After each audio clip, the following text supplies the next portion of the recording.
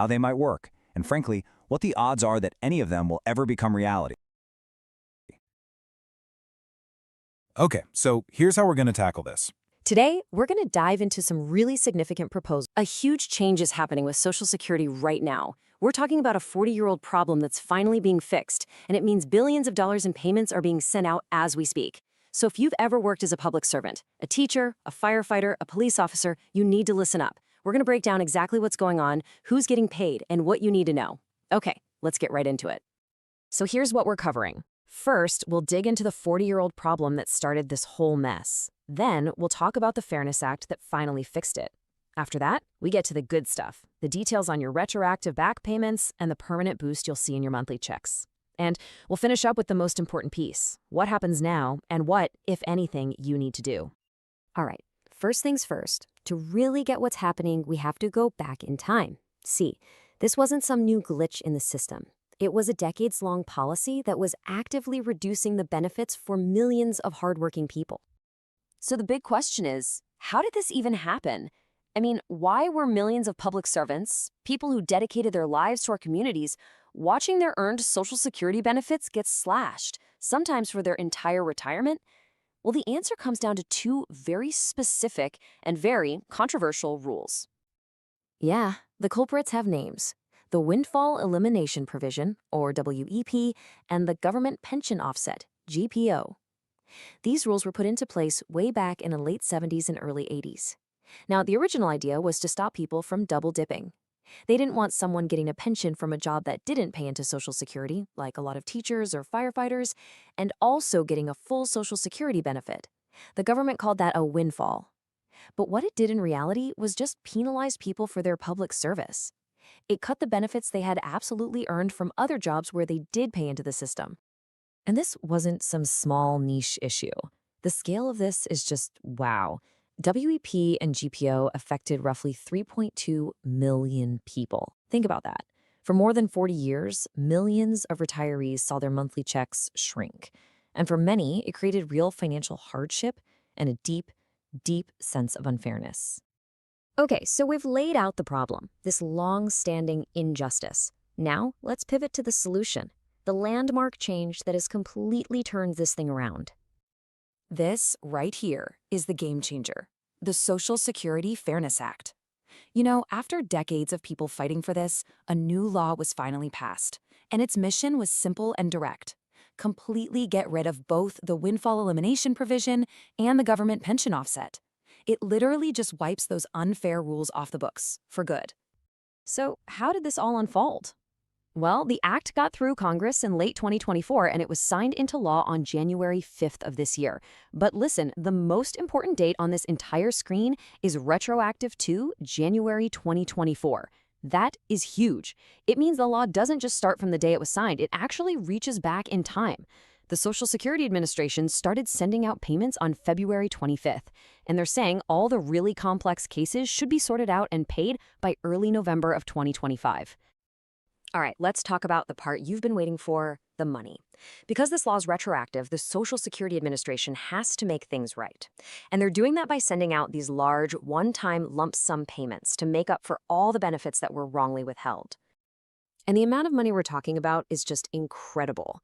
So far, the Social Security Administration has already sent out over $15.3 billion in these back payments, and they're not even done. The acting commissioner, Frank Bisignano, said there's about another $6 billion that still has to go out to everyone who's waiting. So what does that mean for you, personally? Well, on average, the typical one-time retroactive payment comes out to $6,710. Now, of course, that's just an average. Your payment might be higher, it might be a little lower. It all depends on your specific work history, but it gives you a really solid idea of the kind of money we're talking about here. So you're probably wondering, how do they even figure out this lump sum? It's actually pretty simple. Let's just run through an example. On average, people were losing about $360 a month because of WEP and GPO. Well, the law is retroactive back to January 2024.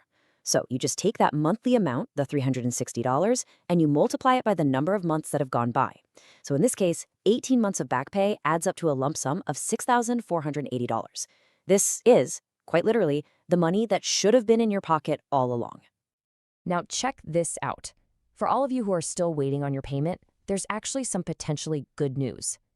Experts think that the average lump sum is probably going to go up. Why? Well, it's simple, really. The longer it takes some to process some of the more complicated cases, the more months of back pay pile up. So don't be surprised if those final payments end up averaging $7,800, or maybe even more. But this whole thing isn't just about getting a one-time check in the mail.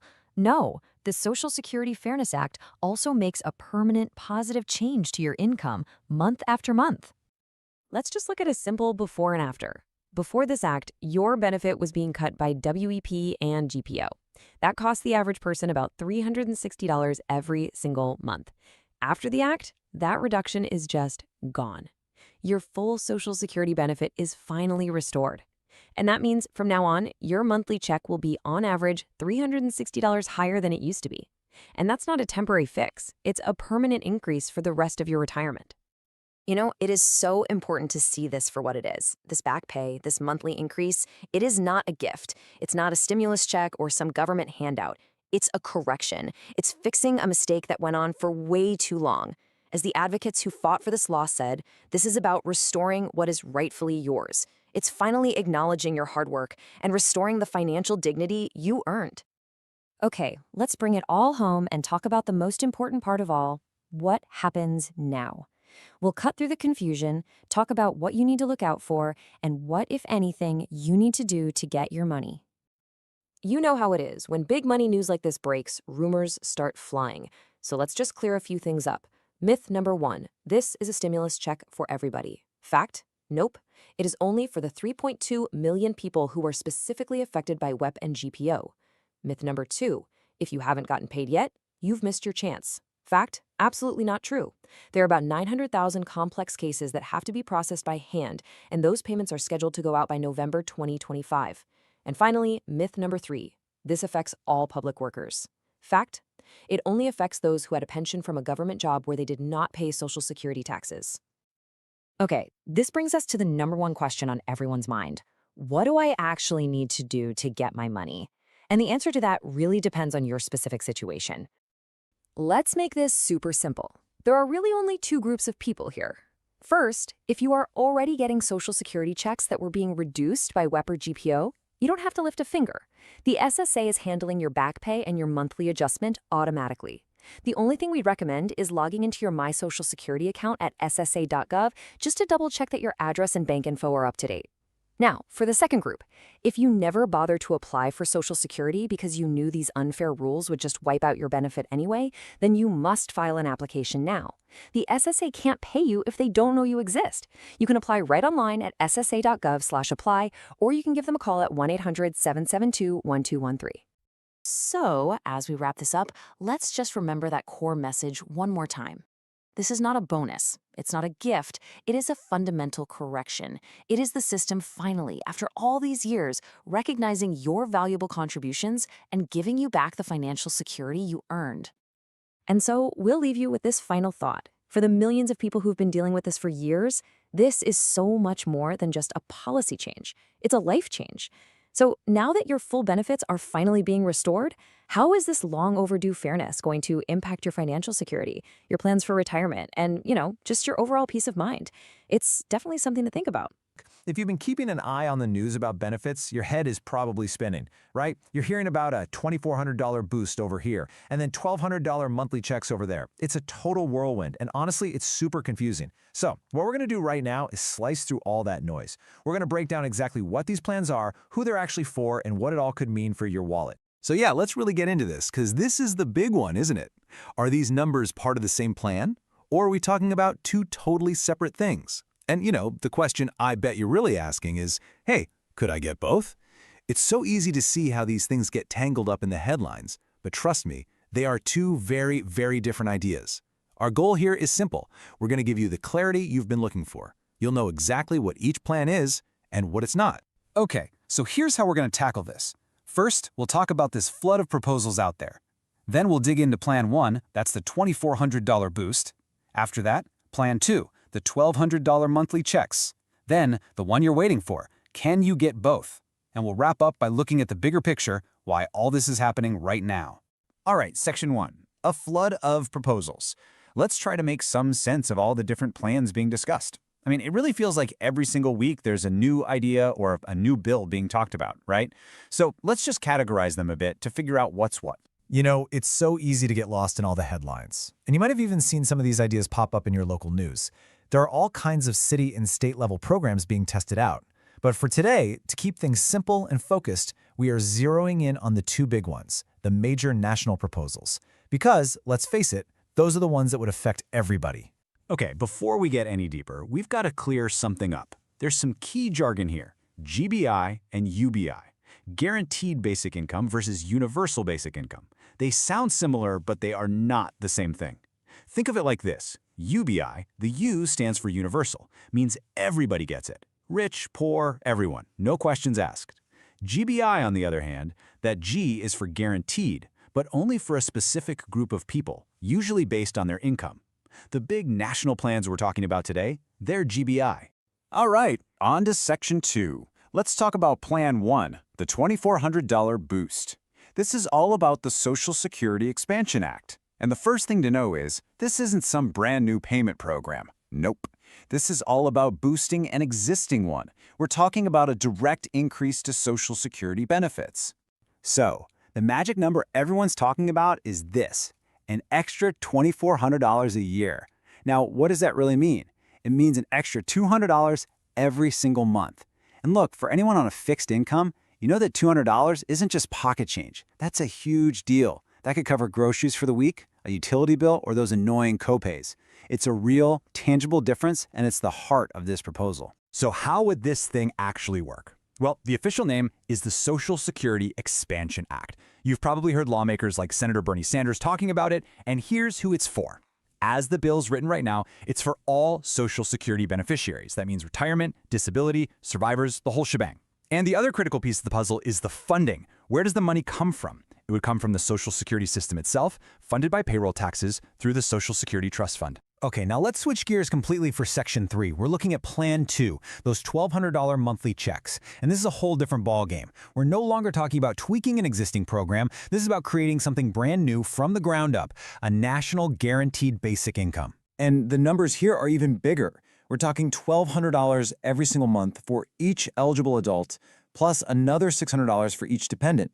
I mean, let's do the math. That's over $14,000 a year for one person. For a couple, you're looking at almost $29,000 before you even add in dependents. A key piece of legislation here is called the Support Act, and the whole idea is to create a recurring payment like a national income floor for people. So let's get into the nitty-gritty. How would this GBI plan work? Well, a major difference right off the bat, eligibility has nothing to do with being in a specific program like Social Security. Nope, it's all about your income. The Support Act, for instance, sets the cutoff at around $75,000 for an individual. The funding is also totally separate. This money isn't coming from the Social Security Trust Fund, it would come from general federal funds. Think of it like the stimulus checks we saw a few years back. Same kind of idea. Okay, let's put these two plans side by side. This is where the light bulb really goes on. You've got the Social Security boost, that's an increase to a benefit you already have, for Social Security beneficiaries only, and paid for by the Social Security Fund. Then you've got the National GBI, that's a brand new program for people based on their income and paid for with general federal money. See? They're like two different trains running on two separate tracks. Getting this difference is absolutely crucial for what comes next. Which, of course, brings us to Section 4, and the question that I know is on your mind. Could you get both payments? If both of these proposals actually became law, could one person get money from both? Let's find out. So let's really spell it out. Could a fixed income beneficiary get payments from both of these proposals at the same time? Imagine you're on Social Security. The first plan passes, boom, you get an extra $200 a month. Then the second plan passes, and your income qualifies you. Could you also get that $1,200 check on top of it? That's the million-dollar question, right? And the answer is yes. Simple as that.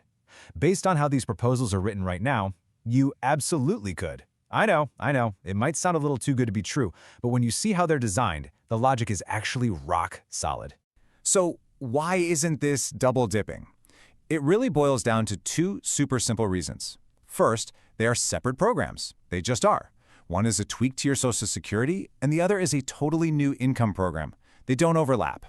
And second, and this is huge, they have separate funding. Remember, one is paid from the Social Security Trust Fund, the other from general federal funds. It's like getting your paycheck from your job and also winning a lottery prize. Two different pots of money. So that leads us to our last section, the future of benefits. You have to wonder, right? Why are these huge conversations happening right now? The answer is pretty interesting. It's because a lot of folks in Washington aren't just looking at today, they're looking down the road, 5, 10 years from now. See, the argument is that lawmakers are looking ahead, and they believe a national income floor is needed before it's too late. The idea is that our economy is about to go through a massive, massive change because of technology. And the people pushing for these plans are saying, look, we need to build this safety net now, before things get crazy. It's about being proactive instead of just reacting to a crisis after it's already here. And you can hear that urgency when they talk about what's coming. They say things like, we're going to be completely overrun by AI, sophisticated technology, robotics, automation. And that's really the heart of it. The fear is that all this new tech is going to eliminate a ton of jobs, and soon. The thinking is that this isn't science fiction anymore. This is a real economic shift that's just around the corner, and something like a GBI might be the only thing that provides some stability. And really, that leaves us with the biggest question of all. As technology reshapes the entire workforce, how must our economic safety nets evolve? Because at the end of the day, this whole debate isn't just about a specific dollar amount. It's not just about $2,400 or $1,200. The real conversation is about what our safety nets are even for. As technology changes the very definition of a job, how do we make sure everyone has some level of economic security? That's the question that's really pushing all of this forward. Are you getting another stimulus check? Have some people already gotten thousands in back pay? You see these headlines everywhere, and honestly, it can be really confusing. So right now, we're going to separate what's real from what's just talk and give you the actual facts behind all this Social Security and stimulus buzz. Here's how we're going to break it all down for you. First, we'll look at the money that has already been sent out. Then, we'll dive into the major push to close the poverty gap for beneficiaries. After that, we'll cover the new checks that are actually being proposed right now. And finally, we'll get to the bottom line. What does this all mean for you? So that's the big question, right? You hear about billions of dollars, permanent raises, new stimulus, but what's actually happening and what's just a headline? To get a clear answer, we have to start with the money that's already confirmed and in the bank for some folks. Let's get right into it. All right, first up, the confirmed payments. It is so important to understand who already got paid and exactly why, because that context makes sense of all the other proposals we're hearing about. You're seeing that right. The Social Security Administration has confirmed that a staggering $17 billion in retroactive payments went out this year. Now, this wasn't a stimulus. It was a major correction. So the big question is, who actually got a piece of this multi-billion-dollar pie? And this is the most important part. This money was not for everyone. It was very targeted relief for about 3.2 million people, mostly public sector workers like teachers, police officers, and firefighters. For decades, their benefits were unfairly cut by two old rules, one called the Windfall Elimination Provision, or WEP, and the other the Government Pension Offset, or GPO. This massive payout finally happened because the Social Security Fairness Act became law. And listen, we're not talking about small checks here. These were big, one-time payments, averaging between $6,000 and $6,700 for each person. The whole point was to make things right, to pay people back for years and years of benefits that were unfairly kept from them just because they also had public pensions. Naturally, this brings up a huge question for millions of other people. What about those on SSDI and SSI? Were they included in this? And the answer, to be perfectly clear, is no. If you're an SSDI or SSI recipient and you weren't affected by those WEP or GPO rules, then this specific payout just didn't apply to you. It was a targeted fix, not a widespread payment. So now that we've cleared that up, let's look at the new proposals that could actually affect a much wider group of people. Okay, so let's shift gears. We're moving from payments that are already in the past to some really big proposals that could change things moving forward. And we're going to start with a major push to permanently raise benefits for some of the lowest income folks in the country, people receiving supplemental security income, or SSI. This chart, this really gets to the heart of the issue. The absolute maximum federal SSI benefit someone can get is $967 a month. But the federal poverty line is $1,304 a month. That means the very program that was created to keep people out of poverty is paying benefits that are more than $300 below that line every single month. You know, to put that gap into perspective, SSI benefits would need to go up by 34.85% right now, today, just to hit the poverty line. I mean, think about that for a second. A nearly 35% raise is needed just to get this program back to doing what it was originally supposed to do. But, this isn't only an SSI problem. This is a system-wide issue that hits all beneficiaries. Just look at the last 25 years. Sure, benefits have gone up by about 83% thanks to the cost of living adjustments, but the actual cost of living, it's exploded by over 145%. That huge gap right there is exactly why your money just doesn't go as far as it used to. So, what's being done about it? Well, there's a really important piece of legislation being debated called the SSI Restoration Act, and it's designed to fix these problems head-on. It would raise SSI benefits up to 100% of the federal poverty line, it would finally get rid of that unfair marriage penalty, and it would raise the ancient asset limits to $10,000 for an individual. Okay, so beyond permanent raises, there's also a brand new proposal for another round of one-time payments. And this one is aimed at a much, much broader group of Americans, including people on a fixed income. First things first, let's talk about the name. You're going to hear this called a rebate check, but don't let the terminology confuse you. Functionally, it is exactly the same thing as a stimulus check. It's a direct payment from the government to you.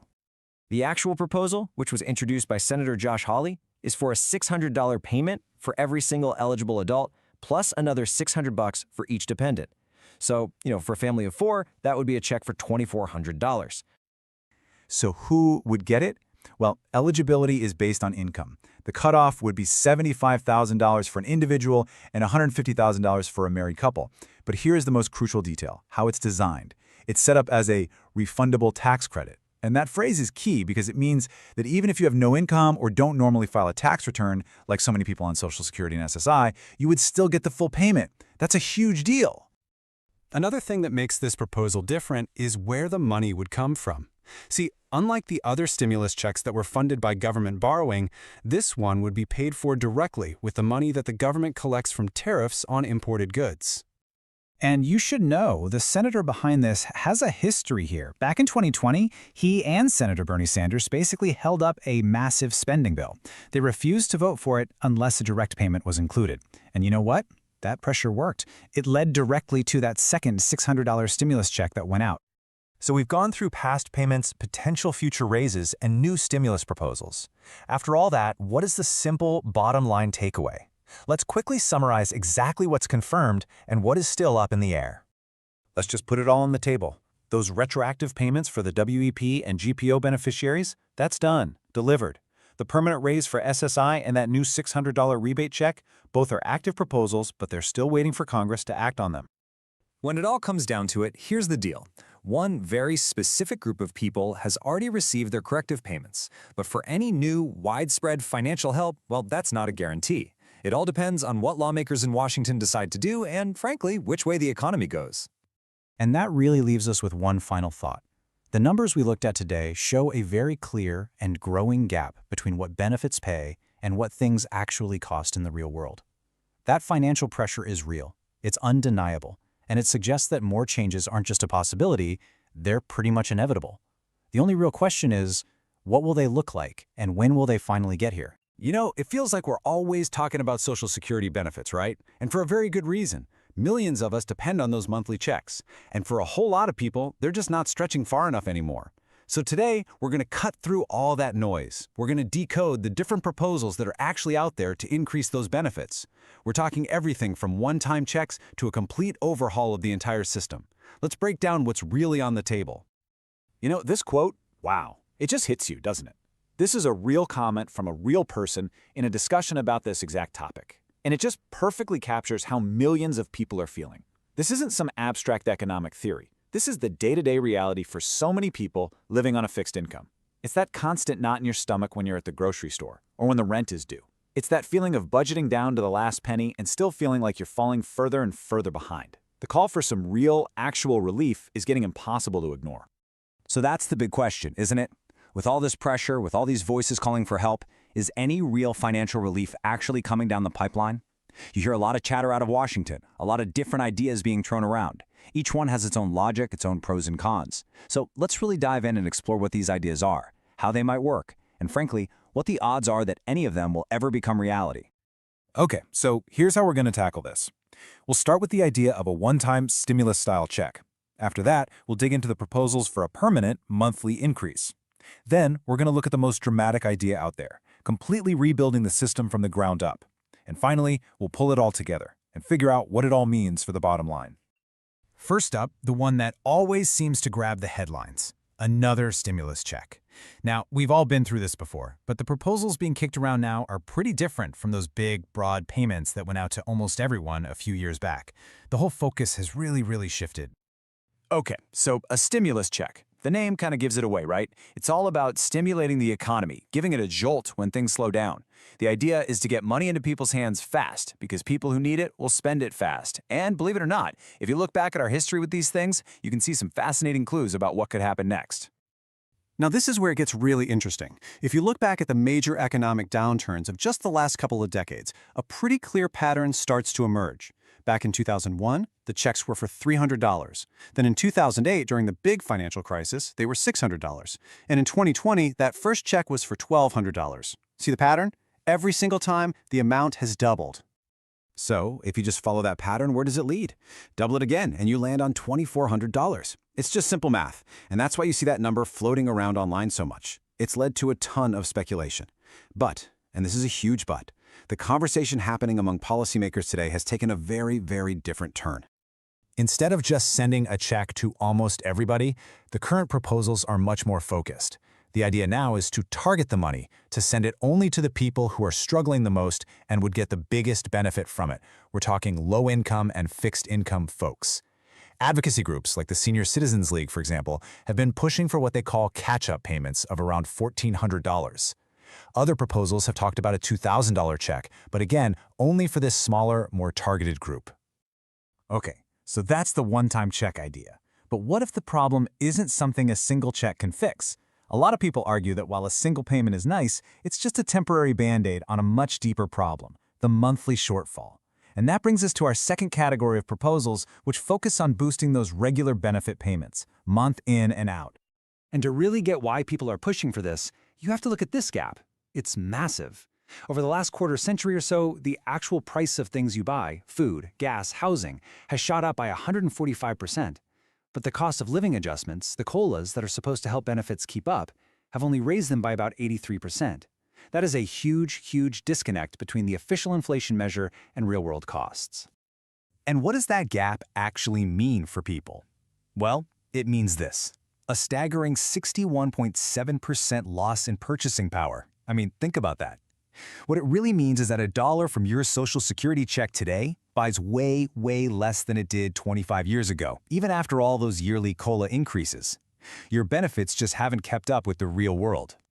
So, in response to that, some lawmakers have put a specific idea on the table called the Social Security Emergency Inflation Relief Act. The idea is pretty straightforward. It's designed to be a temporary fix to help people get through this period of high inflation. It calls for an extra $200 a month for every single beneficiary, lasting through the end of the year. Now, there's another idea that's a bit more complex, but also more permanent. It's called the SSA Savings Supplement. This one isn't a flat raise for everyone. It's a tiered system. So the people receiving the lowest benefits, less than $1,000 a month, would get the biggest boost, an extra $300. And as you go up, that boost phases down. It's all about targeting the relief where it's needed the most. All right, so we've talked about one-time checks and monthly boosts. Now let's get into the third idea. And this one is a total game changer. We're not talking about tweaking this system anymore. We're talking about a complete teardown and rebuild. This is by far the most ambitious idea on the table. So what does that look like? The core idea is what's called a flat rate benefit. And it's simple, really. It means it doesn't matter what you earned during your working years. Your income history goes out the window. In this system, every single person who qualifies for Social Security would get the exact same monthly payment. It would totally change the program from one based on what you paid in to something that acts more like a guaranteed basic income for seniors and people with disabilities. Okay, so the big question is, what would that flat rate actually be? How much money are we talking about? Well, a few different numbers have been floated. Some proposals want to tie it to the federal poverty line, which would put the benefit at about $1,300 a month. The Congressional Budget Office has modeled a version that's around $1,660 a month.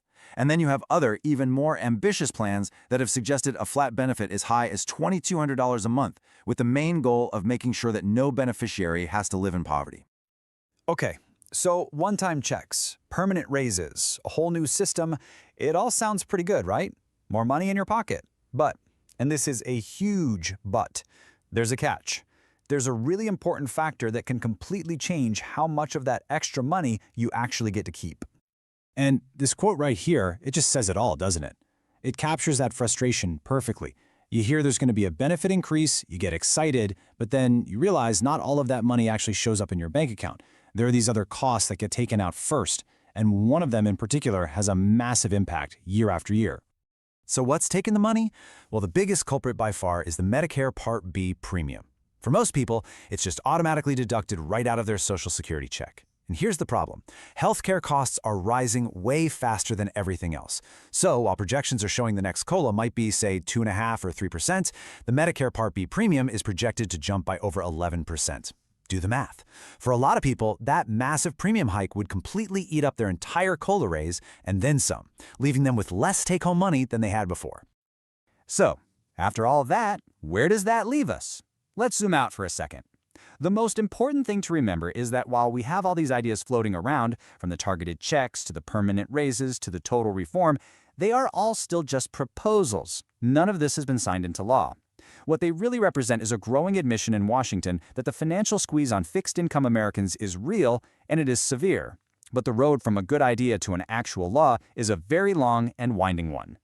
And that really brings us to the big unanswered question. We have these three very different paths forward: a little temporary relief, a more permanent boost to the current system, or a complete rebuild from the ground up. The debate over which of these paths to take, or whether to take any path at all, is happening right now, and whatever decision is made is going to shape the financial security of millions upon millions of Americans for years to come. Today, we're digging into a source that's making some pretty big claims about a major overhaul to Social Security. It talks about a new law, one that could seriously change the financial picture for millions of people. So, what's really being said here? Let's break it all down. So the big number that's at the center of all this is $2,400. That's the figure the source is putting forward. We're talking about a proposed annual increase for every single person receiving Social Security benefits. That works out to an extra $200 a month in your pocket. I mean, on the surface, that sounds like an absolutely massive boost, right? And just to be super clear about who we're talking about, the source claims this isn't just for retirees. Nope, the proposal is for this increase to apply to everyone across the board. That means people on Supplemental Security Income, or SSI, and those on Social Security Disability Insurance, SSDI, as well. It's being framed as a truly universal increase for all recipients. Okay, so first things first, let's really look at this promised boost. This first section is all about that direct cash injection, the big headline number that's got so many people talking. You know, our source material has this one quote that really stood out to me. Headlines don't pay your bills. Real dollars do. And that right there is the key.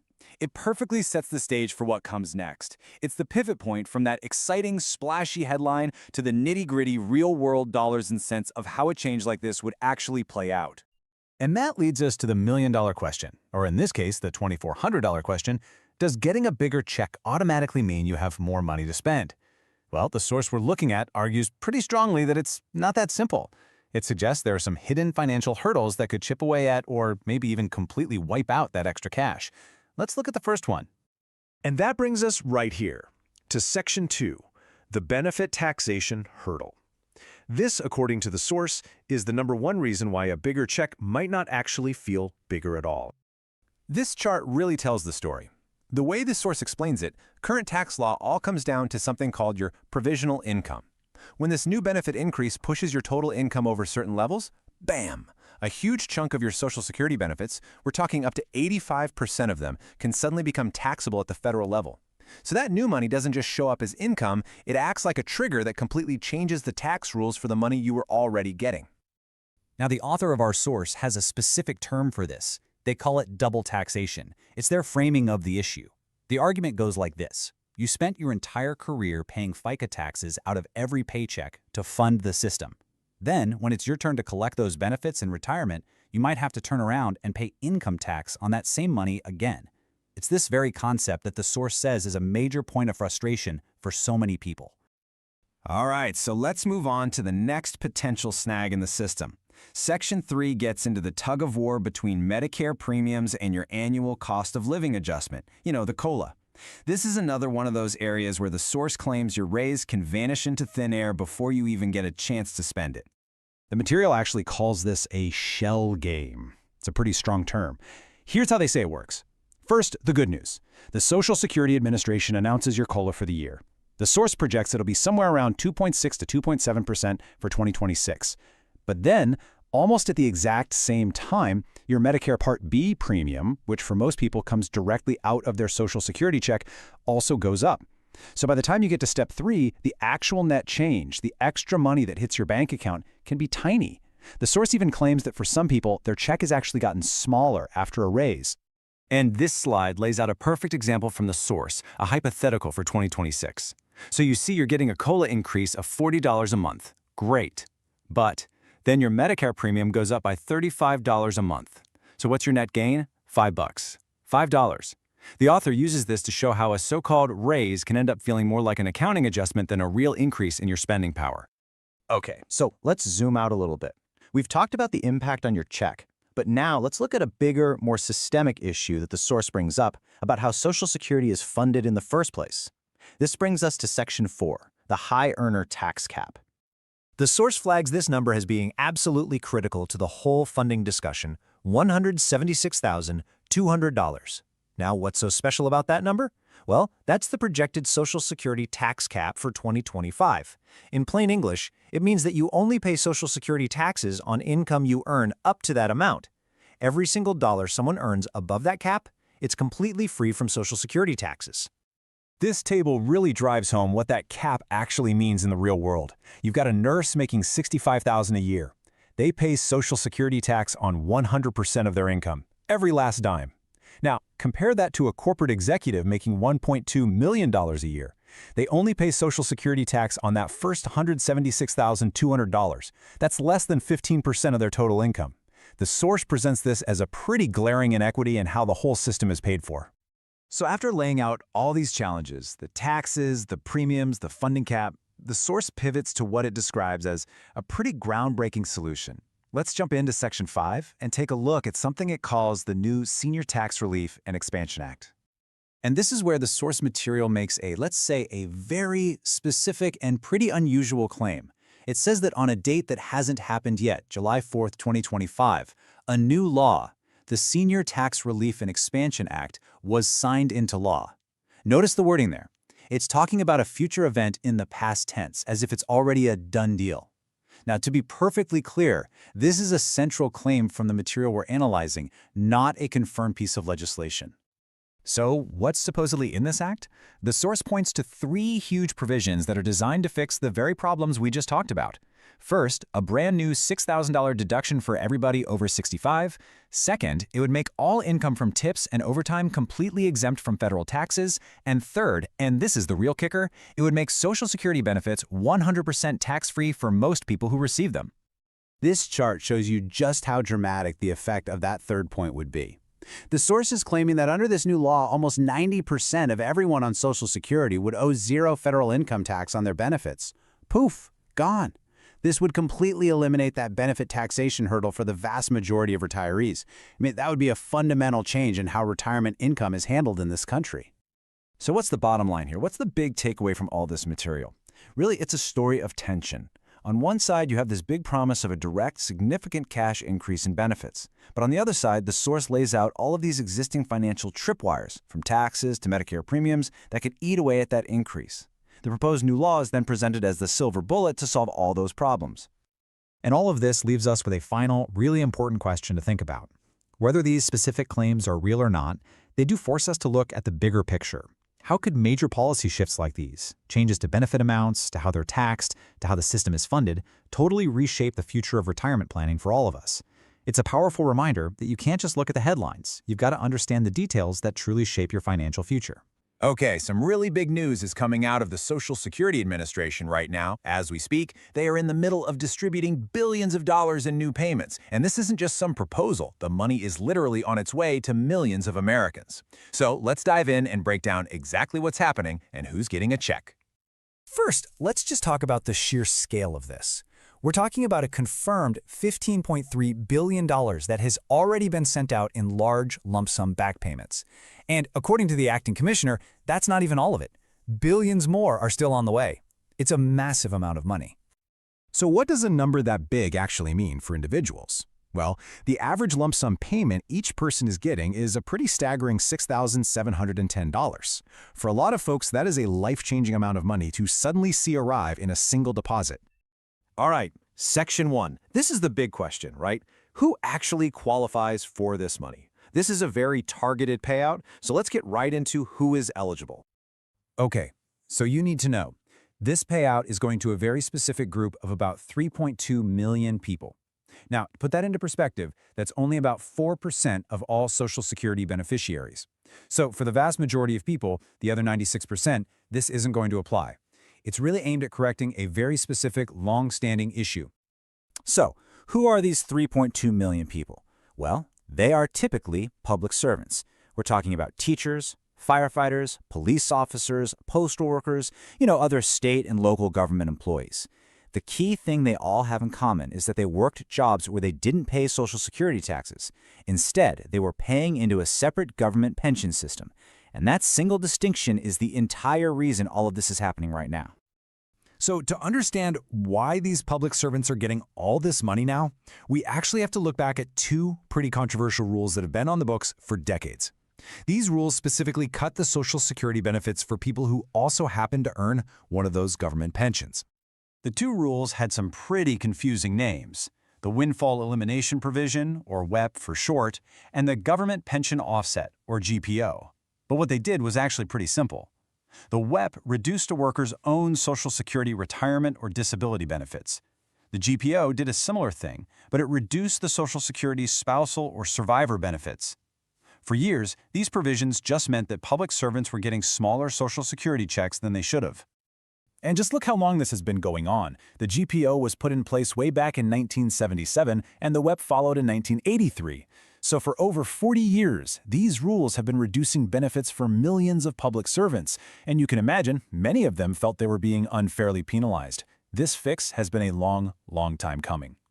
So after 4 decades of this, what finally changed? What broke the logjam? Well, it all came down to a single piece of legislation. Let's talk about the Social Security Fairness Act. The solution is this new law, the Social Security Fairness Act, and its purpose was incredibly simple and direct: to completely repeal both the windfall elimination provision and the government pension offset. The whole goal was just to make sure that a worker's government pension no longer reduced their earned Social Security benefits, restoring what advocates have been calling benefit fairness for years. And listen, this wasn't just talk. This wasn't some proposal that fizzled out. The Social Security Fairness Act moved fast. I mean, really fast. It passed the House late last year, it cleared the Senate in December, and it was signed into law on January 5th. That signature is the direct trigger for all the payments that are going out right now. Okay, so the law is passed, and those old rules are finally gone. Now for the part I know you've been waiting for: the money. When and how will eligible individuals actually get these restored benefits? Let's get into the timeline. So, this is probably the most important detail of the whole thing. Even though the law was signed in January of this year, they made it retroactive all the way back to the beginning of last year, January 2024. This is the absolute key to understanding why those lump sum payments are so big.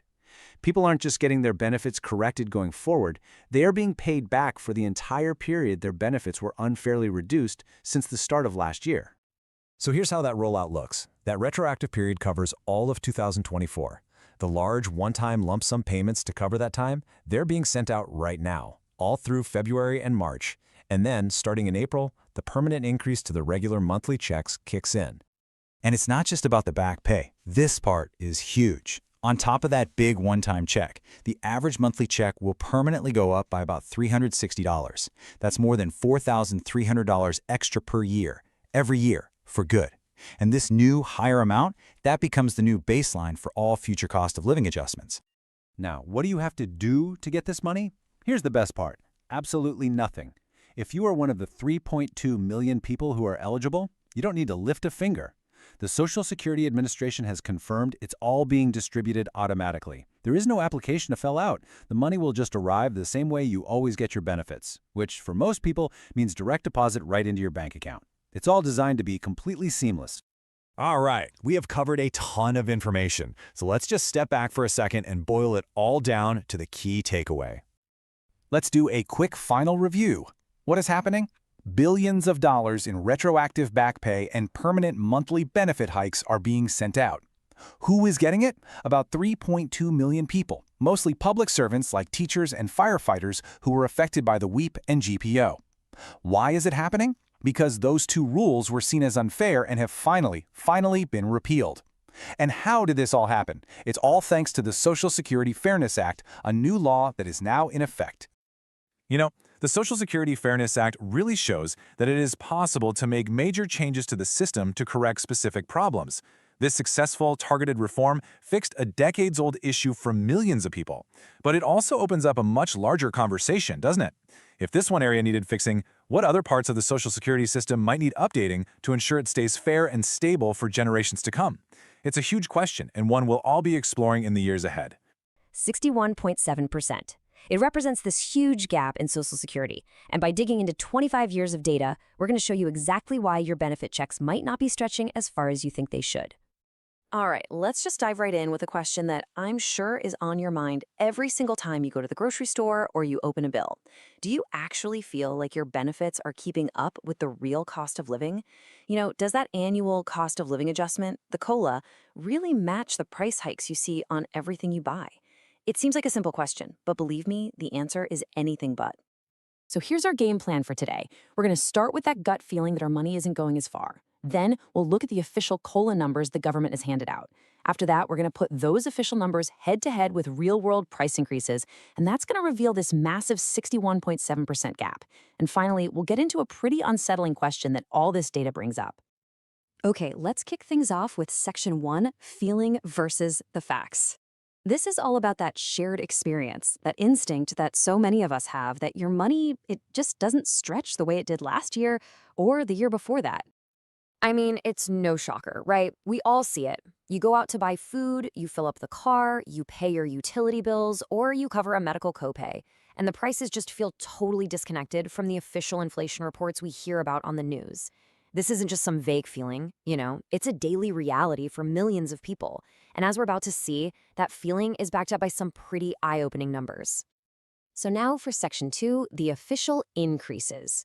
Let's switch gears and look at the government side of the story, the actual cost of living adjustments that have been tacked on to Social Security benefits over the years.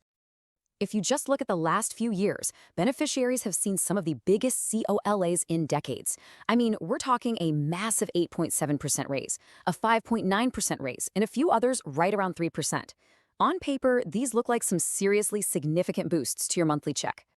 In fact, if you add those all up, benefits have shot up by more than 20% in just a handful of years.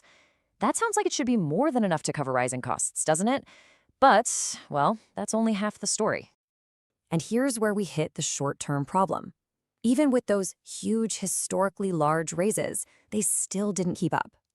Over that exact same time, the actual prices for everyday goods and services jumped by an average of 25 to 30%.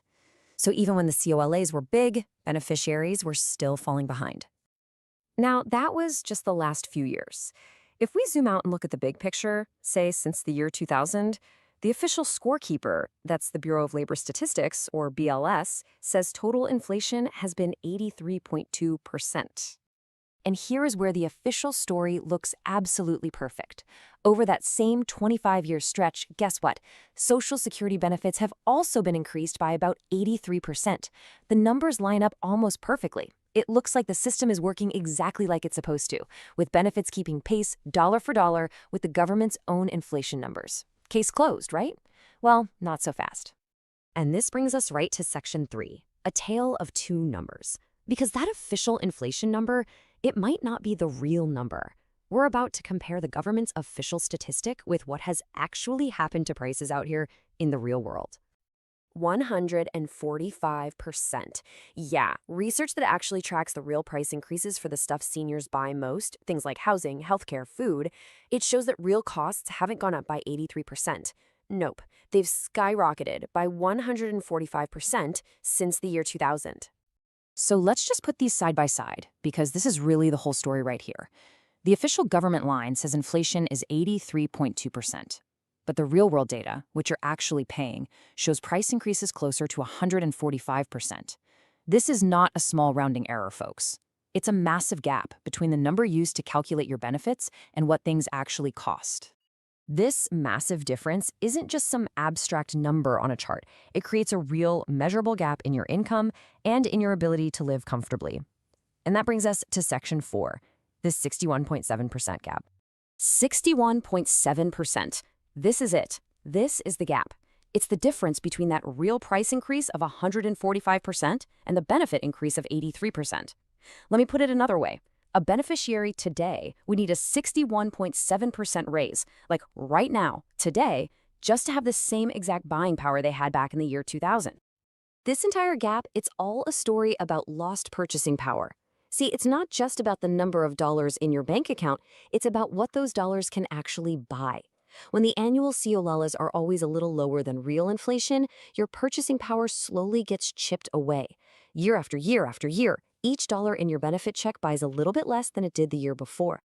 So you might be asking, how does a tiny little shortfall each year turn into this enormous gap? Well, it's basically a perfect storm of three powerful forces working together. First, you've got the time value of money. A tiny deficit of, say, 0.5% in 1 year feels like nothing. But stretch that out over 25 years, and it becomes a huge hole. Second is that steady erosion of purchasing power we just talked about. And third, and this one is so important, is loss compounding. The power of compounding is incredible when it works for you, but it is absolutely devastating when it works against you. Because each year's raise was based on a slightly smaller number than it should have been, every single future raise was also smaller. It's the compounding of a shortfall, year after year. And this huge compounding gap leads us to our final section, and, well, it's a pretty unsettling question raised by all this data. It's a question about whether this was all an accident. The source material we're looking at today speculates on this very possibility. This quote right here gets to the heart of it. Could understating the real cost of living and, because of that, giving out smaller COLAs be an intentional strategy? A quiet way to manage Social Security's long-term finances by paying out just a little bit less over time?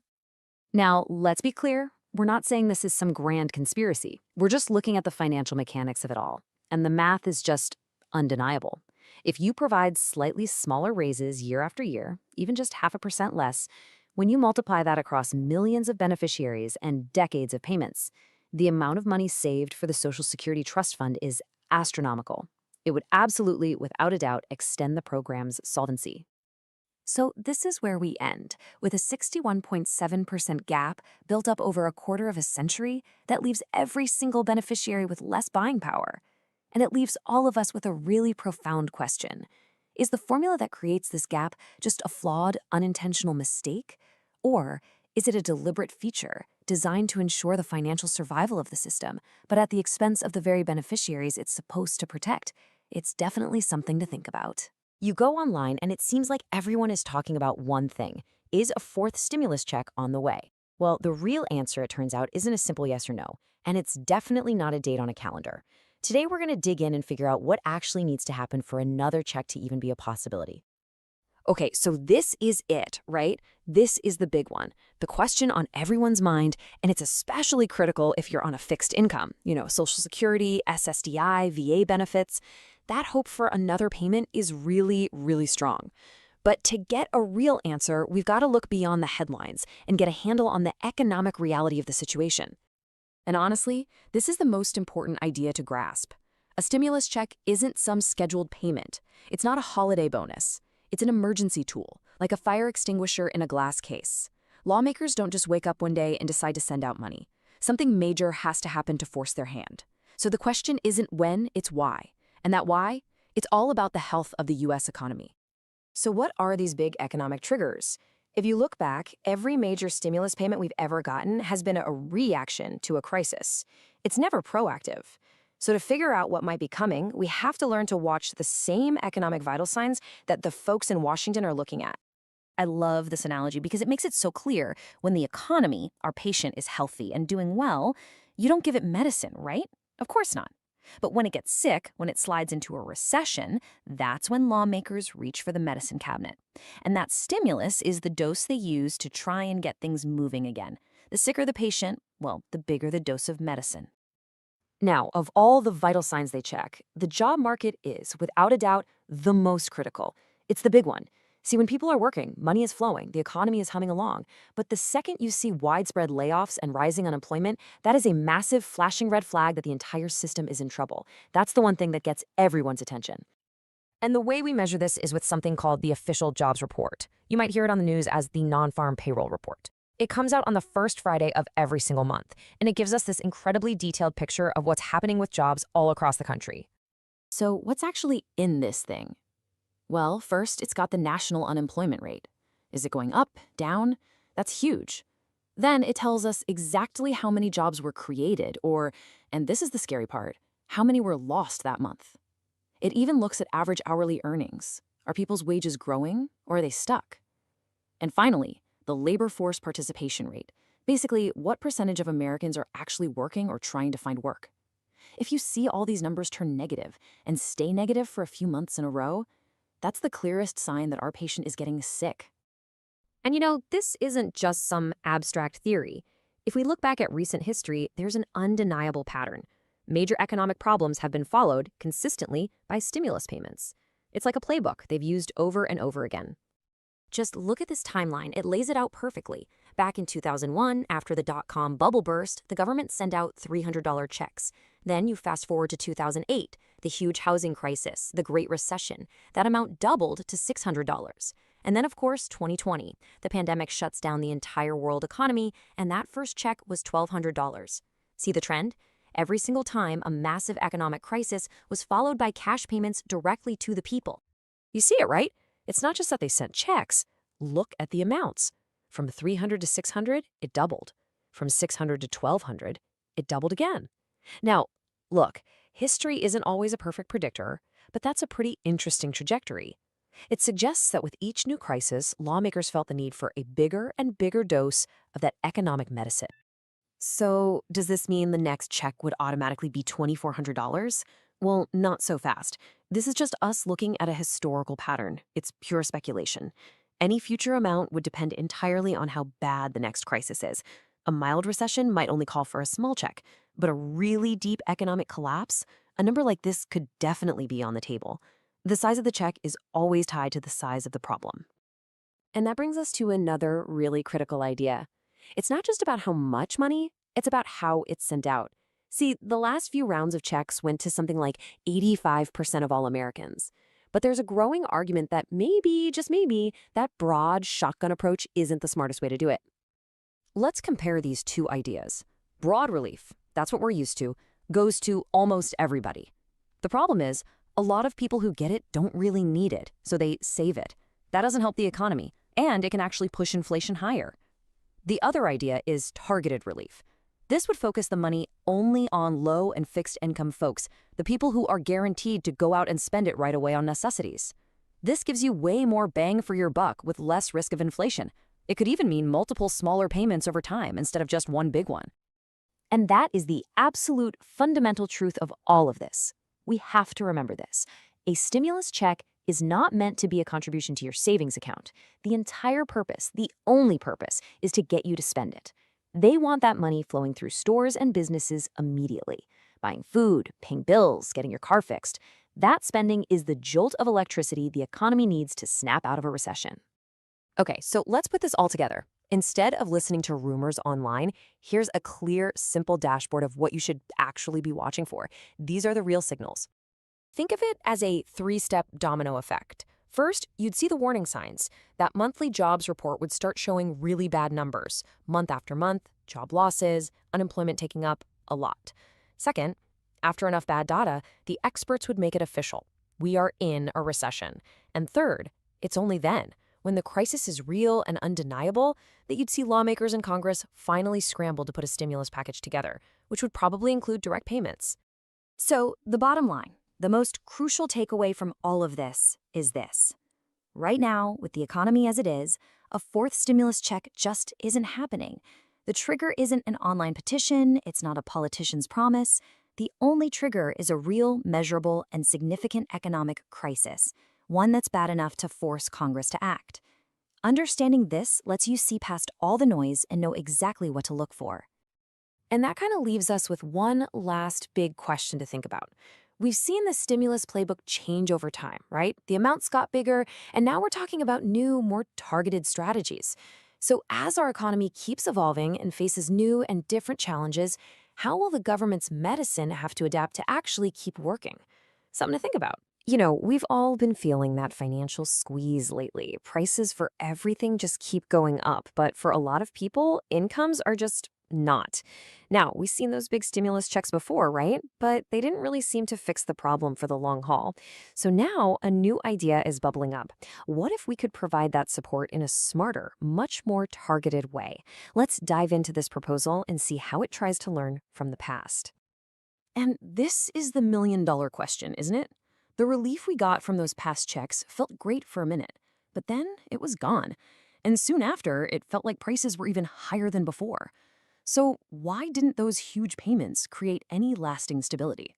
Well, it turns out that's the exact problem this new, more targeted idea is designed to fix.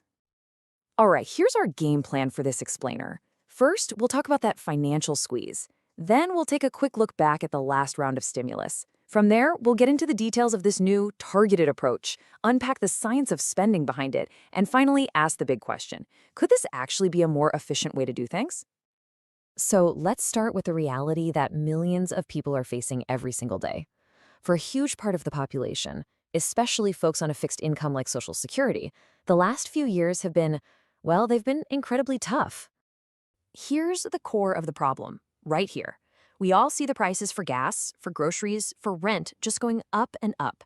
But if you're on a fixed income, your support payments often lag way behind.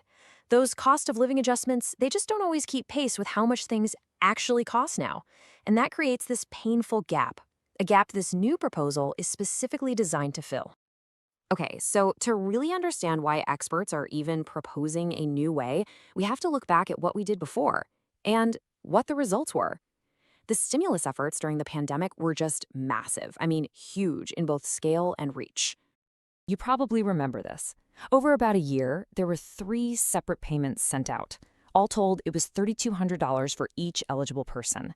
And these checks were incredibly broad. I mean, they went out to something like 85% of the entire population.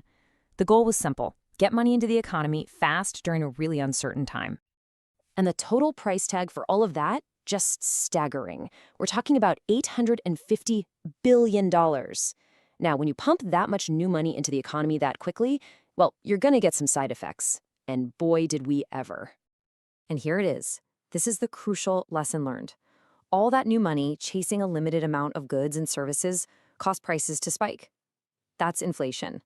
And a real tragic irony here is that inflation hit the low and fixed income households the hardest. The very same people the checks were supposed to be helping the most. So, taking that hard lesson to heart has led experts to a completely new idea. Instead of just spraying cash everywhere with a fire hose, what if we use more of a surgical tool?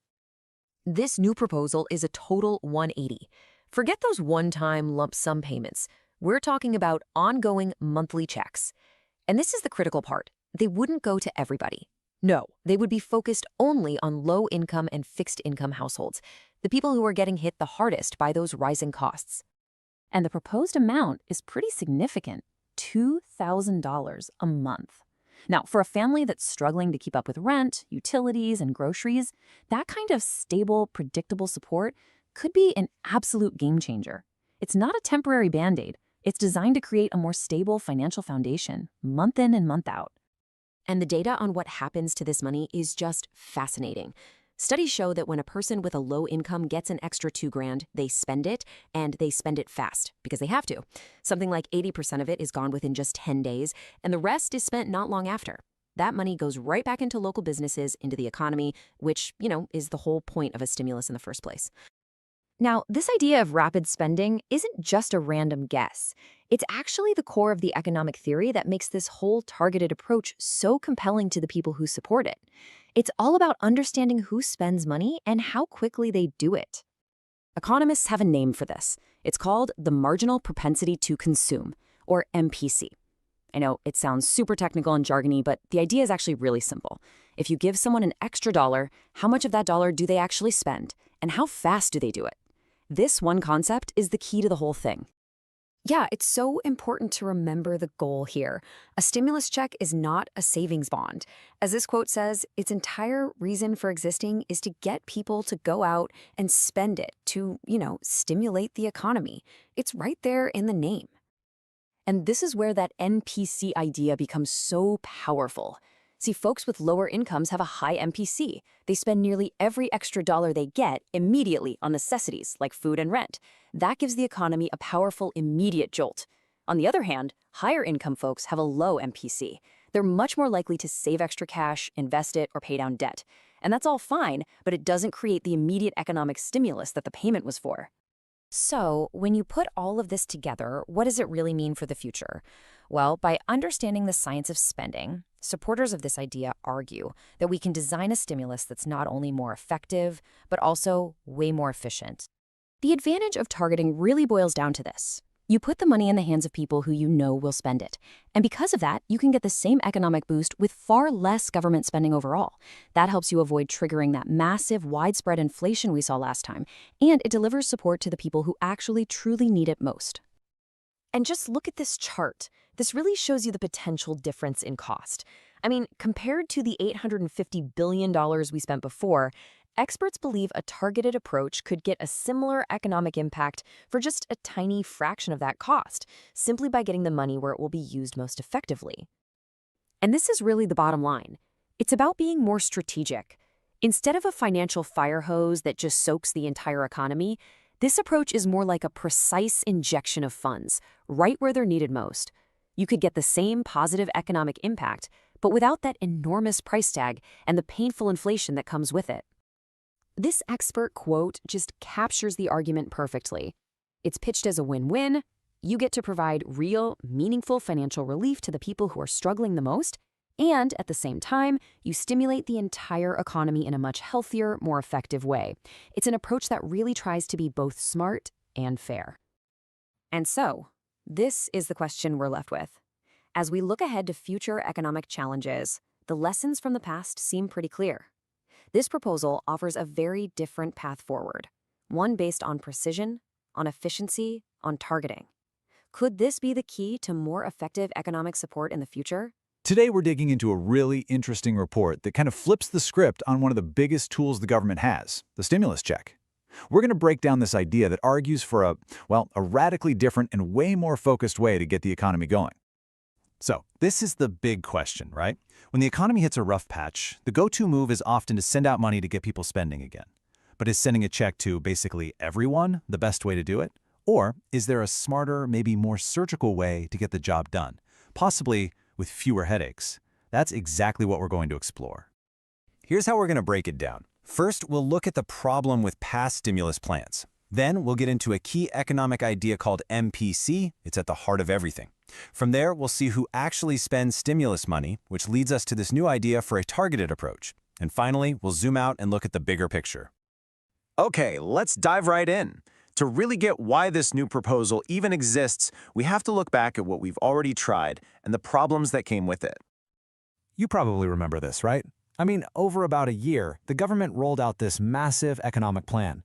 3 different checks went out to the vast majority of Americans. The idea, of course, was to keep the economy from sinking during a really weird time. But the sheer scale of it, we're talking trillions of dollars sent to about 85% of the population, is a huge part of this story. So here's where it gets interesting. According to the report we're looking at today, this whole send money to everyone strategy was, and I'm quoting here, a bad move. Why? Well, the report argues that all that cash didn't just stimulate the economy, it kind of overheated it. It poured fuel on the fire of inflation, creating that classic problem of too much money chasing too few goods, which, as we know, just drives prices up for everybody. The argument is that this was a totally avoidable side effect of a strategy that just wasn't aimed very well.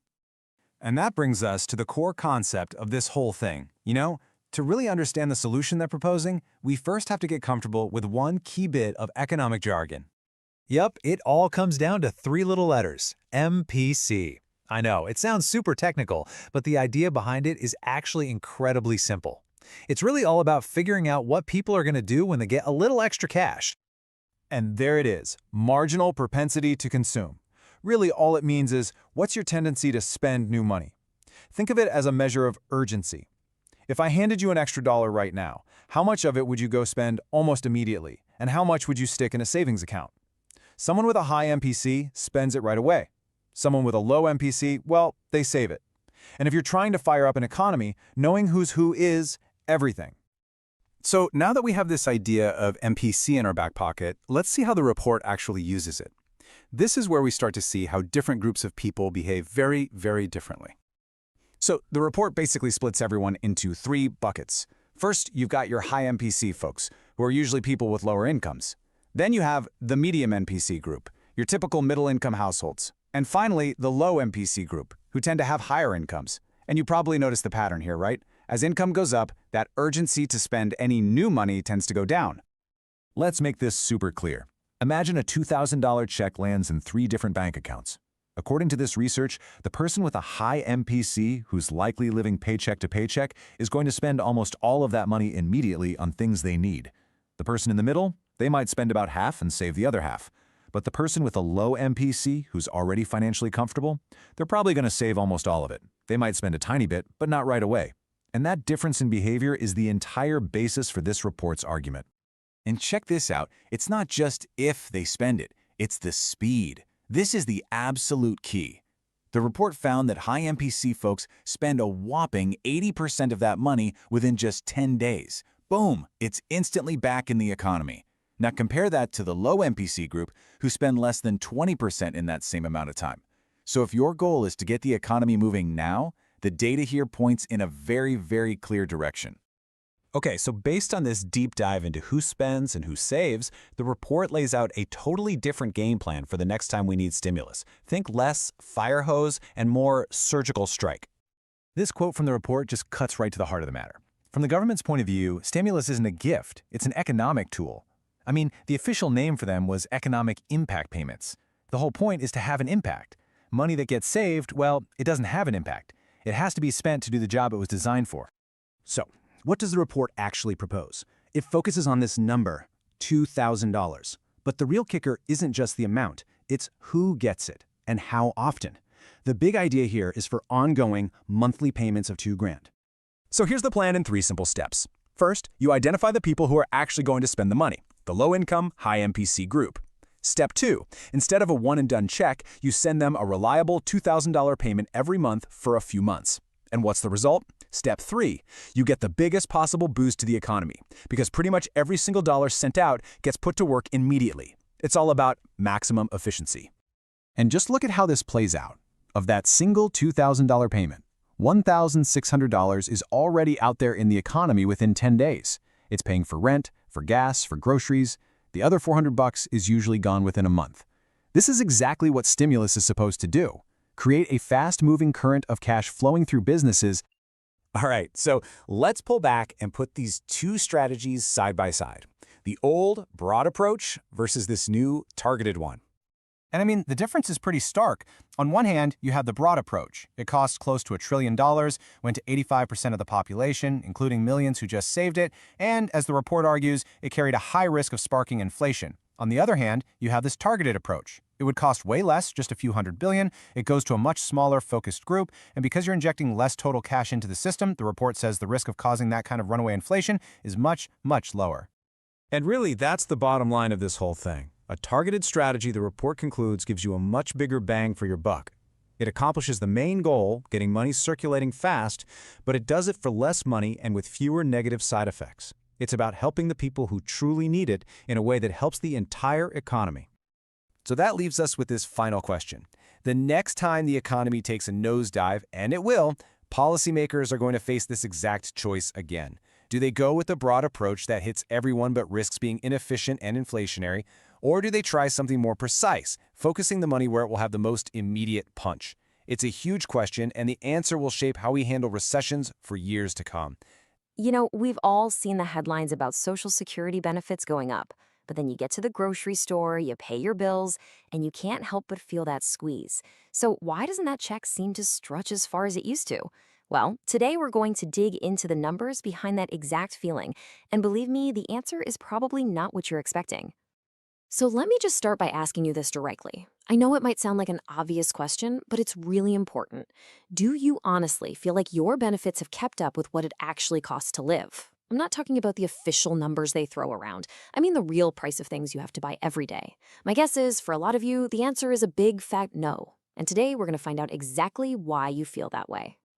All right, so let's start with what's happening right now. The last few years where the squeeze has felt, well, especially tight. This is where you can really see that disconnect between the benefit adjustments we're getting and the prices we're all actually paying. Okay, now take a look at this. It really tells a story at just a glance. If you add up the cost of living adjustments, or COLAs, from the last few years, the benefit increases come out to over 20%. And that sounds like a lot, right? But look at that other bar. In that exact same time frame, the actual prices for goods and services shot up by 25, even 30%, according to groups like the Senior Citizens League. You see that gap right there? That's the problem. And to really put that 20% number into perspective, just look at the yearly CLAs themselves. We had that massive 8.7% increase, a 5.9% before that, then 3.2% and 2.5% this year.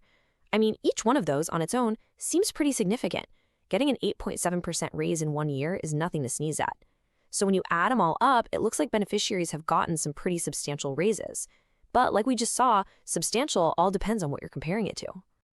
But you know what? That recent squeeze is just the tip of the iceberg. To really get what's going on today, we have to zoom out and look at the last quarter century. And this is where the official story and reality just completely split apart. So we're going to set our clocks back to the year 2000 and look all the way through to today. That's a 25-year period. And we're not just picking this time frame out of a hat. Looking at a long stretch like this really shows us how these small, tiny differences can compound year after year into a massive problem. It's the long game that really shows us what's been happening. So what's the official story? Well, according to the Bureau of Labor Statistics, the BLS, which is the government's main source for all this, official inflation has gone up by 83.2% since the year 2000. That's the number policymakers look at. That's the official benchmark for the rising cost of living over these 25 years. And here's the real kicker. Over that exact same period, guess how much Social Security benefit increases have been? You got it, right around 83%. So, on paper, everything looks perfect. The system is supposed to make sure benefits keep up with inflation. And according to the official numbers, that's exactly what's happened. Case closed, right? Well, not so fast. This is where the whole official story just collides with what we're all actually living through. We're going to switch gears now from the government's index to what really happened to the prices of things we need to buy. This is the number that you feel in your bank account every single day. Now, before I show you this next number, let's just be crystal clear on what we're talking about. Real price increases. That's not some abstract theory. It's the actual tangible rise in the cost of, well, everything. We're talking about your rent, your groceries, healthcare, the electric bill, a new pair of shoes, gas for the car, literally everything you spend money on. It's the real-world inflation we all have to deal with. And here it is, the number. According to the analysis in our source material, since the year 2000, the actual increase in the price of goods and services has been a staggering 145%. Just let that sink in for a second. Not 83.2%, 145%. This isn't just a little bit off. It's a completely different reality from the official one. And this chart right here just brilliantly illustrates that chasm. On one side, you've got your benefit increases tied to official inflation at 83.2%. And on the other side, just towering over it, you have real-world prices that have shot up by 145%. This huge gap you see on the screen, that is the reason your benefits feel like they're not enough. It's not just a feeling, it's a cold, hard fact that's been growing for 25 years. So what does this gap actually mean for you? For your ability to buy things and pay your bills? Well, this brings us to what we call purchasing power. And we can now put a very precise number on just how much of it has vanished into thin air. The result is a 61.7% purchasing power gap. So what on earth does that mean? It means that the average beneficiary today would need a 61.7% raise, right now, today, just to be able to buy the same amount of stuff they could have if benefits had actually tracked real prices since the year 2000. It's a massive, massive shortfall. So how did we get to such a mind-boggling number? It's all about the power of compounding.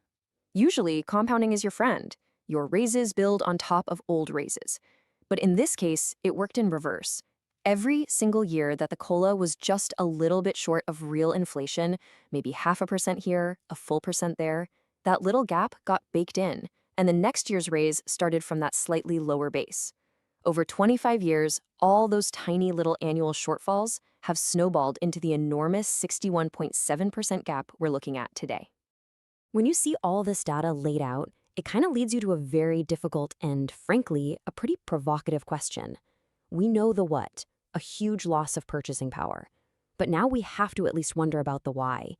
I mean, how could such a massive discrepancy happen over such a long period of time? Now, the source material for this explainer brings up a really speculative but fascinating idea. It asks us to think about the possibility that maybe this wasn't an accident. The theory goes something like this.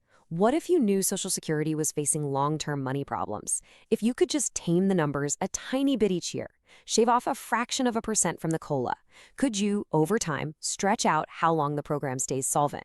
Well, over 25 years, the answer is a definite yes. And so, that's the final question we're left with.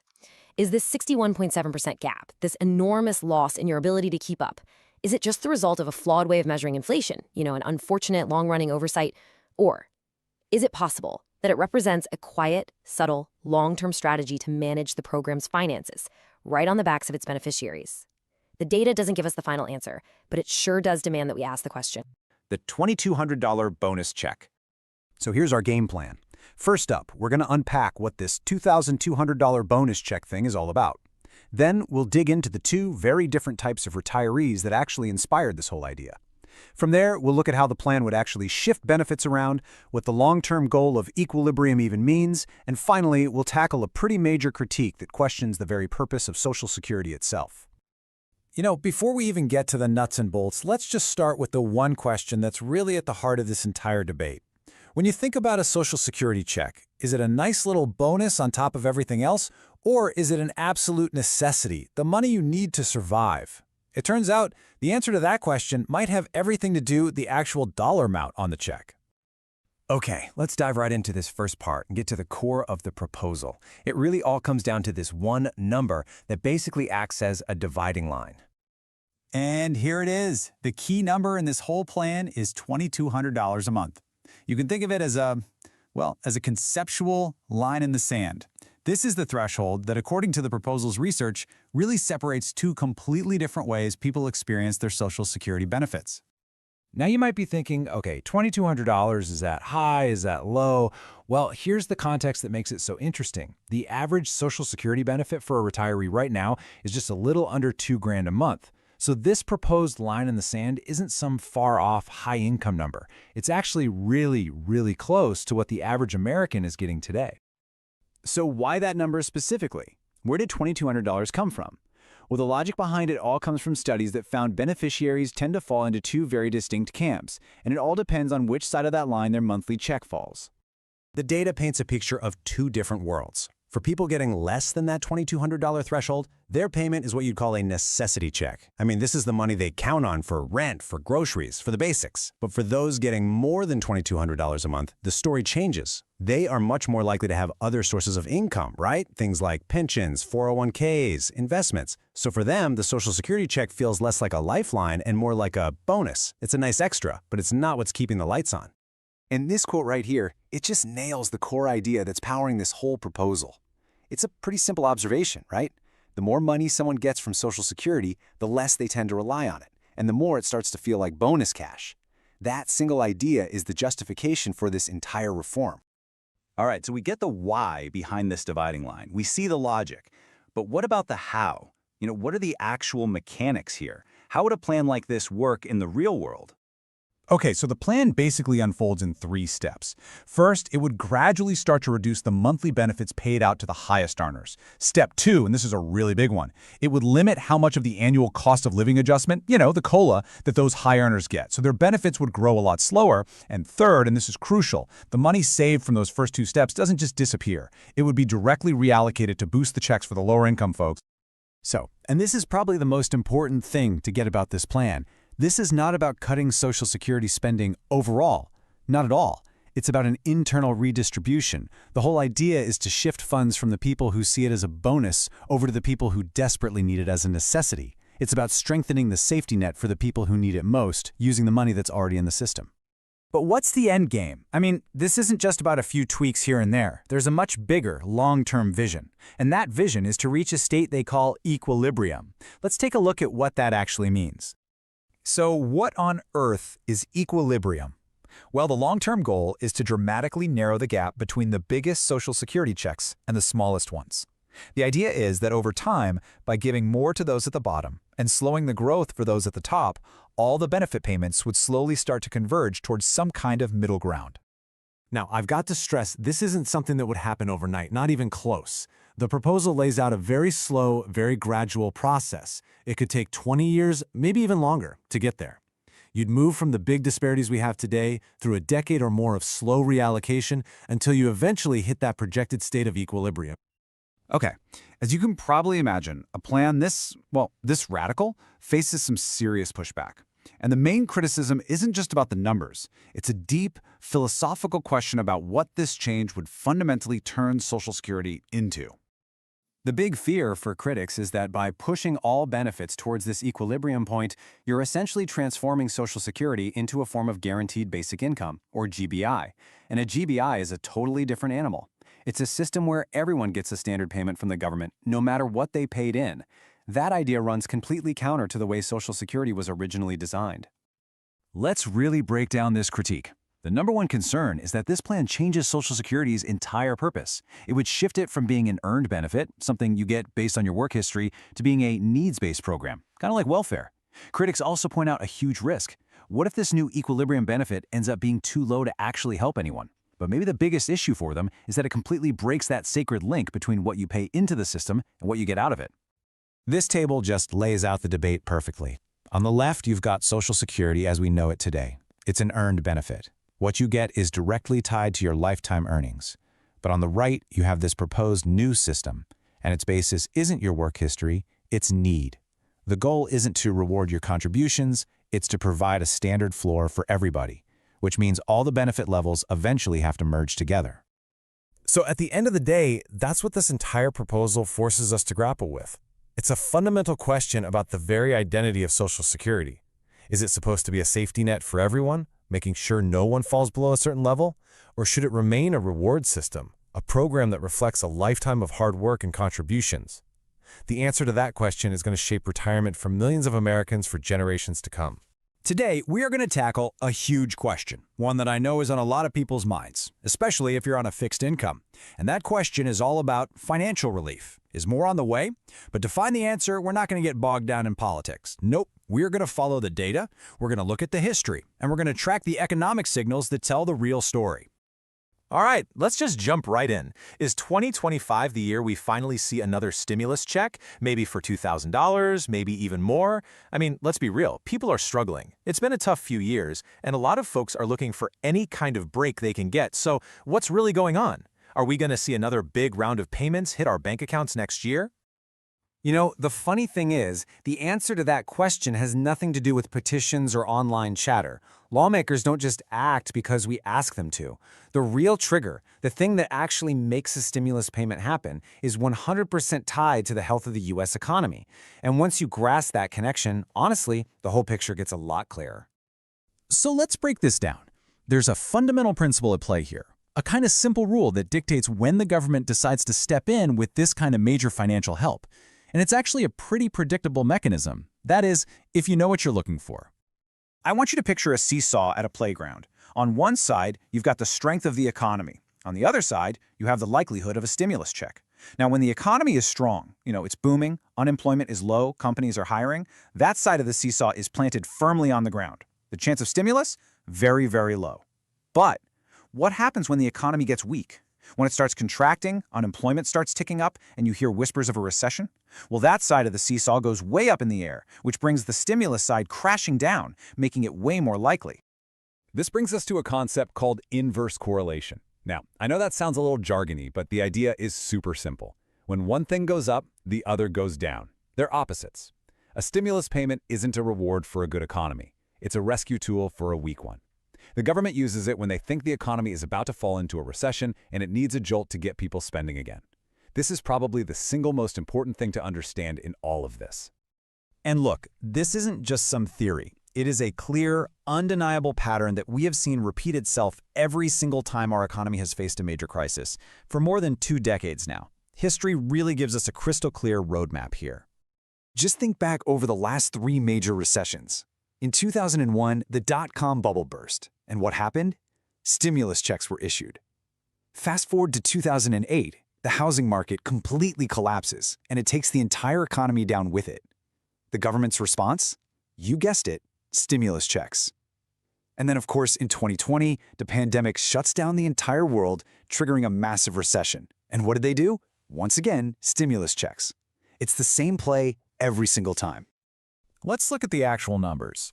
Back in 2001, after that tech bubble popped, the government sent out checks for $300. Now, at the time, that was seen as a pretty big deal to try and stabilize things. Then we jumped to the massive financial crisis of 2008. The economic damage was just immense. So the government responded again, but this time the checks were for $600. Keep that number in your head. It doubled from the last recession. And that brings us to 2020. The economy basically slammed on the brakes overnight. It was completely unprecedented. So lawmakers passed the CARES Act, and that very first stimulus check, it was for $1,200. Do you see it? That number doubled again from the 2008 amount. And this is where it gets really fascinating. Because when you put these numbers side by side, it's not just random. A very clear and kind of curious trend emerges. It's a distinct pattern of escalation. I mean, the math here is it's incredibly straightforward. From $300 in 2001, it doubled to $600 in 2008. Then from $600, it doubled again to $1,200 in 2020. Every single time a major recession hits, that initial relief payment has doubled. That can't be a coincidence, right? So naturally, this makes you ask the question, if this historical trend were to continue, what would the math suggest is next? Well, if you double $1,200, you get $2,400. Now, let me be perfectly clear. This is not a prediction. It's not a promise. It's simply an observation based on a very clear historical pattern. But it is a pretty interesting thought, isn't it? Okay, so this all brings us to the most important question of all. If a weak economy is the trigger, what are the specific red flags we should be watching for right now as we head into 2025? Think of this as your personal toolkit for seeing what's coming down the tracks. All right, these are the headlines you need to pay attention to. First, rising unemployment claims. This is the big one. It's a direct signal that businesses are hurting and jobs are being lost. Second, keep an eye on the Federal Reserve. When the Fed starts cutting interest rates like they began to do in September of 2024, it's their way of saying, uh-oh, things are slowing down too much. They're trying to give the economy a shot of adrenaline. And finally, just listen to the language on the financial news. When you hear words like softening, slowing, or contracting over and over again, those aren't just buzzwords. That's the consensus that the seesaw is starting to tilt. And you have to remember, while the economic slowdown can feel kind of gradual, the actual shift into a full-blown crisis and the government's response can happen in the blink of an eye. Seriously. Just think back to early 2020. In February, most of us were living our lives completely normally. By March, everything was shut down. And by early April, stimulus checks were already starting to hit people's accounts. It can go from 0 to 100 in just a matter of weeks. It happens that fast. So, the real takeaway here is this. Your best forecast isn't going to come from listening to politicians' promises or signing online petitions. It's going to come from you paying attention to those key economic signs we just talked about. The economy tells the real story, long before any official announcement is ever made. The data, that's the real crystal ball. So, as we wrap this all up, the picture becomes pretty clear, right? We have the seesaw rule. A weak economy triggers stimulus. We have the historical precedent. It has happened in every single major recession for the last 25 years. And we have that wild doubling effect in the amounts. History has basically drawn us a map, and it leaves us with one final provocative thought. The pattern seems to be set in stone. The only real question left isn't if it will repeat, but when. There's some major buzz around a proposal that could put an extra $1,400 directly into the pockets of millions of people on Social Security. In this explainer, we're going to break down exactly what this proposed payment is all about, where the idea even came from, how it might actually work, and what it really signals about the future of retirement benefits in America. Okay, let's get right to the heart of it. A really prominent advocacy group is asking a powerful question. Should Social Security beneficiaries get a special, one-time payment of $1,400? I mean, it's a pretty bold idea, and believe me, it's starting to gain some serious traction. $1,400. That's the number right at the center of this whole conversation, and it's coming from the Senior Citizens League. They're calling it a catch-up payment. It's designed to fix a financial shortfall they say has been building up for years. Now, to really understand why, we first need to talk about this growing gap in the system.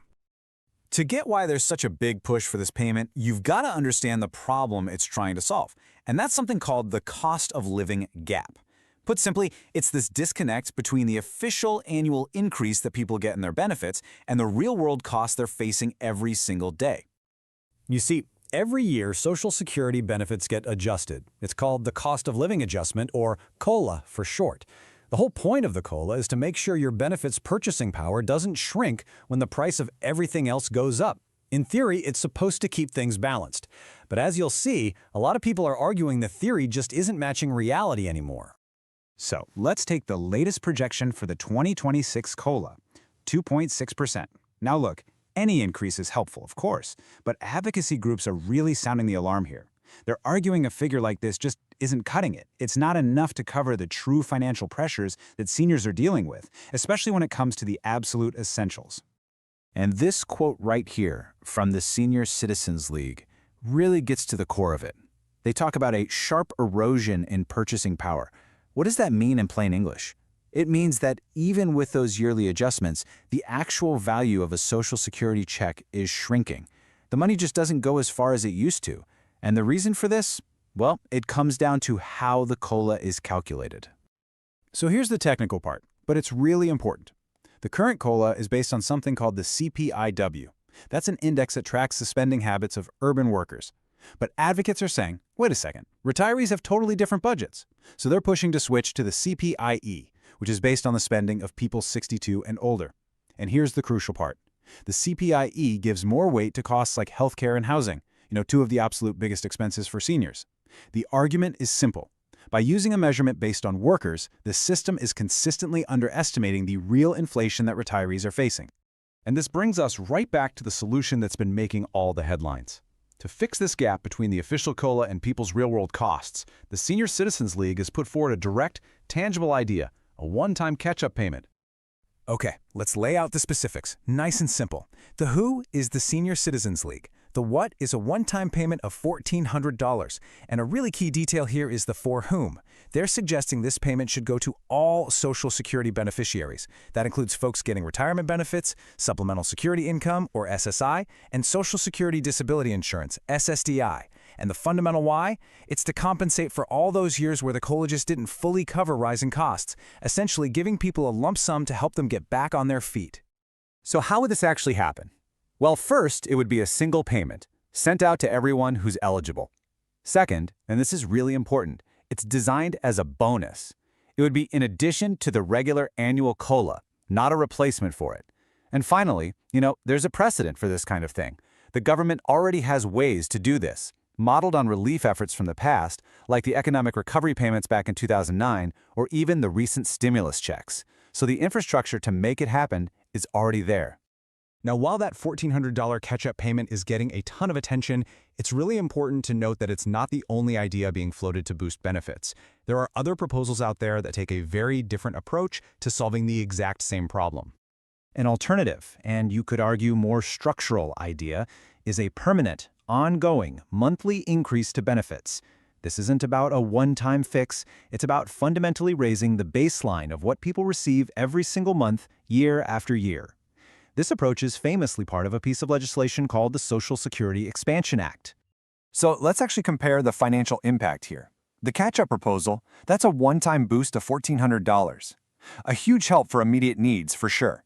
The Social Security Expansion Act, on the other hand, proposes a $200 increase every single month.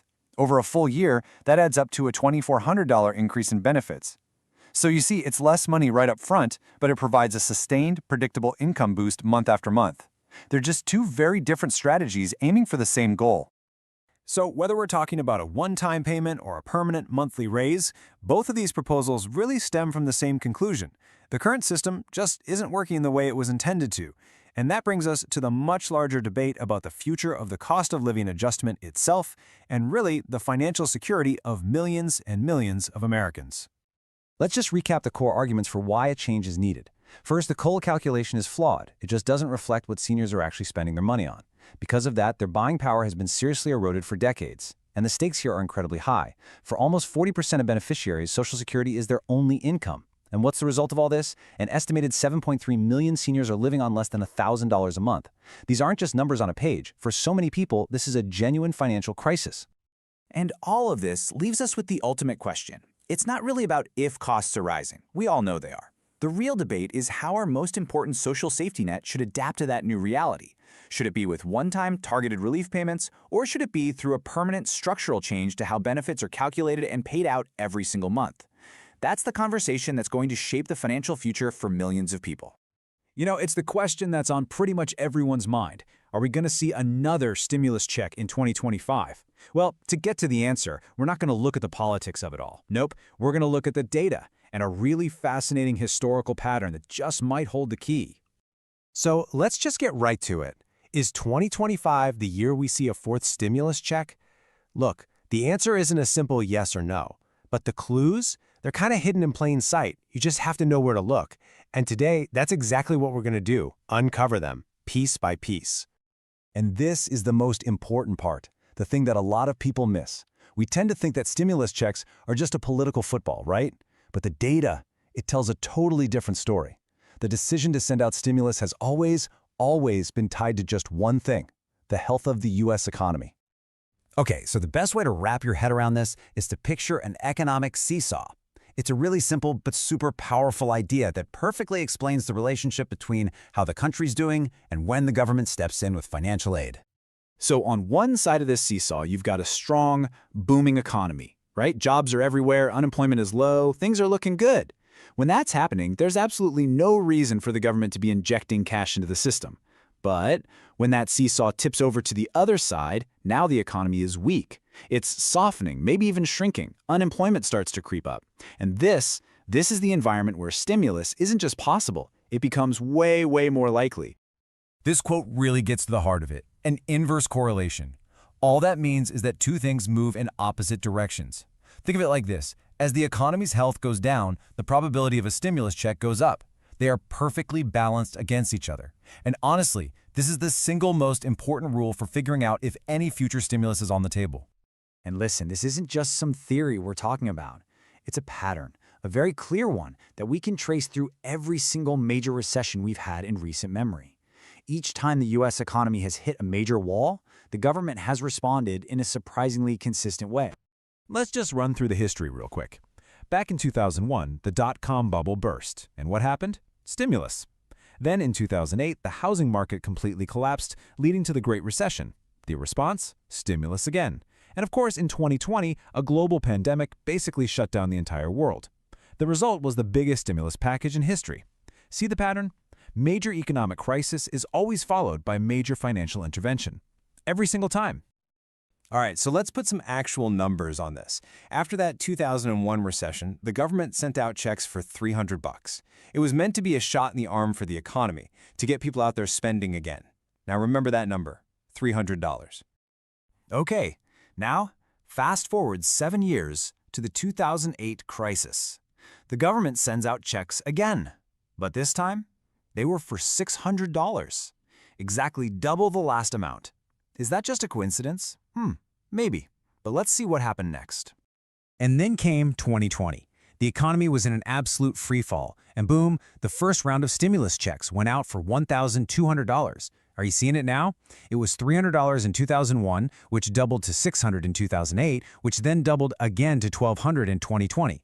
This isn't just a coincidence, it's a fascinating and frankly undeniable historical trend. Okay, so that's the history lesson. The pattern seems crystal clear. But what does any of that mean for us, right here, right now? Well, to answer that, we have to look for the exact same warning signs that showed up before those past recessions. Is our economic seesaw starting to tip? You'll hear economists use this term a lot, economic softening. Sounds kind of gentle, doesn't it? but you should really think of it as the first rumble you feel before the train comes roaring down the tracks. It means the powerful engine of the economy is starting to lose steam. We're not in a full-blown recession yet, but this is that critical phase right before one. And for a while now, we've been seeing the signs. So, what are these current warning signs? Well, first off, rising unemployment. We're seeing more and more people filing for jobless claims, and that is a classic red flag. Second, the Federal Reserve has started cutting interest rates. They only do that when they see economic weakness on the horizon. And third, borrowing money is just plain expensive right now. These high costs are putting a huge pinch on everyone, from small businesses to families. These three things together are classic signs of economic softening. And here's something that is so important to remember. This stuff can happen incredibly fast. We like to think we'll see a recession coming from a mile away, but that's not how it works. I mean, think about it. In January of 2020, the economy looked fine. By March, a $2.3 trillion stimulus package was being passed. We went from totally normal to a historic bailout in about 30 days. That's how quickly the seesaw can tip. So all of this, it brings us to our final point. We've talked about the economic seesaw, we've seen the clear historical pattern, we've looked at the warning signs flashing right now, and when you put all of that together, you get what some people have started calling the 2400 theory. I mean, just look at it laid out right here. It's so simple. A $300 check after the 2001 recession, then a $600 check after 2008, a perfect double. Then a $1,200 check after 2020, another perfect double. If this three-part pattern holds true just one more time, well, the math is pretty simple, isn't it? Which leads us to the final provocative question. Does history suggest that the next stimulus check could be for $2,400? Now, let's be very clear, this is not a prediction, it's not a promise. It's just an observation based on a remarkably consistent historical pattern. If the economy does tip into a recession, and if the government responds the same way it has for the last 3 downturns, then doubling the last amount isn't just a wild guess, it's a projection based on the data. The only way we'll know for sure is to keep watching those signs, because as history shows us, time and time again, the economy always tells the real story. Okay, let's talk about two numbers that are, well, everywhere right now. A $200 monthly raise and a $2,000 stimulus check. You've probably heard about them, right? But what's the real story? Today, we're going to cut through all the noise and get you the straight facts on where these ideas actually stand. So, what's really going on here? Are these actual legitimate proposals? Could you potentially get one or maybe even both? Look, with costs going up, it's no surprise that any kind of financial relief is a huge topic of conversation. So let's dive in and separate what's real from what's just wishful thinking. All right, first up, let's tackle that $200 monthly raise. This is the one that's gotten a ton of attention, so we're going to break down exactly where it comes from, what it's supposed to do, and, what's holding it up. So where did this $200 number even come from? Well, it's not just pulled out of thin air. It comes from a real piece of legislation called the Social Security Expansion Act. Now, this bill aims to do a few things, but the part that has everyone talking is a straightforward $200 boost to monthly payments. That's an extra $2,400 a year, which for millions of people would be a massive deal. Okay, this right here is the single most important thing you need to know. As of right now, this is still just a proposal. It has not been passed into law. The Social Security Expansion Act is an idea floating around Congress, but it hasn't crossed the finish line. So just to be super clear, nobody is getting this extra money yet. So why hasn't it passed? Well, it's kind of stuck in a really big debate. The original idea was pretty simple. Give an extra $200 to everybody on Social Security, no matter what their income is. But there's a counter-argument for a more focused approach. What if that money only went to the people who need it the most, like folks living below the federal poverty line? And this quote from our source material really gets to the heart of it. Does every single beneficiary truly need an extra $200 a month? Well, the argument is probably not. The thinking is that if the proposal was narrowed down to focus just on lifting the lowest earners out of poverty, it might have a much better chance of actually getting passed. Okay, let's switch gears now and talk about that second big topic, the idea of a fourth stimulus check. Now, this is a completely different animal. It's not a permanent raise, it's a one-time thing, and the whole conversation around it is driven by a totally different set of circumstances. The number that keeps popping up is $2,000. A one-time payment. Our source material calls it a potential one-off pick-me-up for people who are really struggling. So it's not meant to be some kind of permanent solution. It's more like a direct cash injection to help people get back on their feet when times are tough. So why a one-time check instead of a permanent raise? Well, they're for two totally different things. A raise is about your long-term income. A stimulus check, on the other hand, is like an emergency response. It's a reaction to a bad economy, designed to give people immediate help. That's why its approval is economically predicated, which is just a fancy way of saying it only happens if the economy really starts to struggle. Now, if a stimulus check did get approved, figuring out who gets one would probably look pretty familiar. The biggest hurdle, number one, has always been income. Based on past checks, there'd be a clear income cutoff. If you're below that line, great. Then you move on to other things like having a social security number and not being claimed as someone else's dependent. But yeah, income is always that first big gate you have to pass through. And this, of course, leads to the big question. Let's just say, hypothetically, both of these things got approved. Could a person actually get the $200 monthly raise and the $2,000 stimulus check? The short answer is absolutely yes. You could, hypothetically, get both. Why? Because they're two totally separate programs. They're funded differently, and they're designed to solve different problems. One has nothing to do with the other. And here's the best way to think about it. The $200 raise would become a permanent part of your monthly Social Security benefit. It's a benefit increase. The $2,000 check is a one-and-done stimulus payment for economic relief. They're like apples and oranges. They just don't overlap. But wait, you might be wondering, wouldn't that extra money from the raise push my income too high to qualify for the stimulus? It's a fair question, but for the vast majority of people on a fixed income, the answer is no. An extra $2,400 a year would almost certainly not push you over the kind of income limits we've seen for stimulus checks in the past. Okay, so we've looked at the proposals, the what-ifs, the hypotheticals, but now it's time to come back down to earth. Let's talk about what's actually happening right now. What is the real-world status of these two ideas today? So let's just be perfectly 100% clear. That $200 monthly raise we talked about from the Social Security Expansion Act, it has not passed. It's still just a proposal. And that fourth stimulus check, same story. It has not been approved. Right now, neither of these payments are happening. They are ideas, not laws. No checks are in the mail. But, they face very different challenges to becoming a reality. And this brings us to probably the most important takeaway of all. If you want to know if a stimulus check is on the horizon, don't watch the political news. Watch the economic data. Lawmakers only really consider this kind of thing when the economy takes a serious nosedive, and a lot of people are hurting financially. The real story isn't in the headlines, it's in the economic reports. So in the end, these two different ideas really highlight a bigger question. What's the best way to create financial security? Is it a permanent structural change to benefits, like that $200 raise? Or is it a targeted emergency shot of cash, like a stimulus check, when the economy gets rough? For now, both ideas are on the table, but they're definitely off the books. The only thing we know for sure is that this conversation is far from over. You ever wonder what it would actually take for another stimulus check to be sent out? Well, the answer might surprise you.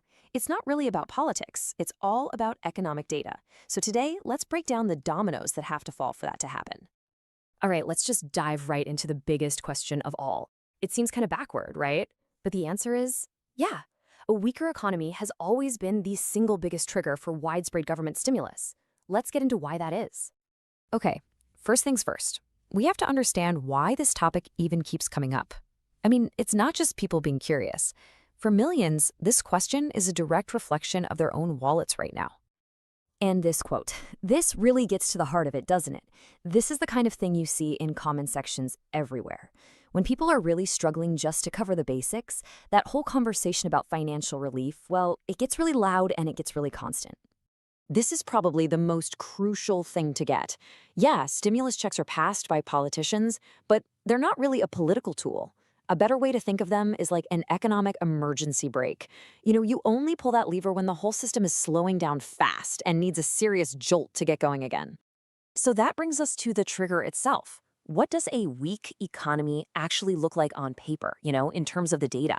And how do those numbers signal to lawmakers that, hey, maybe it's time to step in?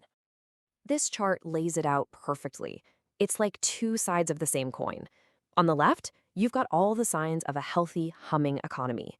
But on the right, those are the alarm bells. When economists see a big nationwide shift from the left column to the right column, especially that jump in unemployment and a drop in spending, that's the signal. That's when you know the economy is in trouble, and the talk about intervention really starts. You know, this whole cycle of the economy tanking and then lawmakers scrambling to do something, it led a few of them to float a pretty radical idea.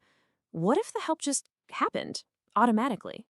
The idea was called automatic stabilizers. And you can just think of it like a simple if-then command for the economy. If unemployment hits a certain number, then relief payments are automatically sent out. The whole goal was to get money into people's hands way faster by cutting out the slow, messy legislative part. Now, the downside is less oversight, but the focus was on speed. Now, this proposed system gives us a really clear window into how policymakers think about this stuff. And even though this plan never became law, the logic here is absolutely key. It ties stimulus directly to one specific number, the unemployment rate. The plan was super simple. If unemployment hits, say 6%, boom, a payment goes out. If it gets even worse, boom, another one follows. It just shows you how central that single data point is to the whole discussion. Okay, so let's shift gears and look at how this plays out in the real world right now.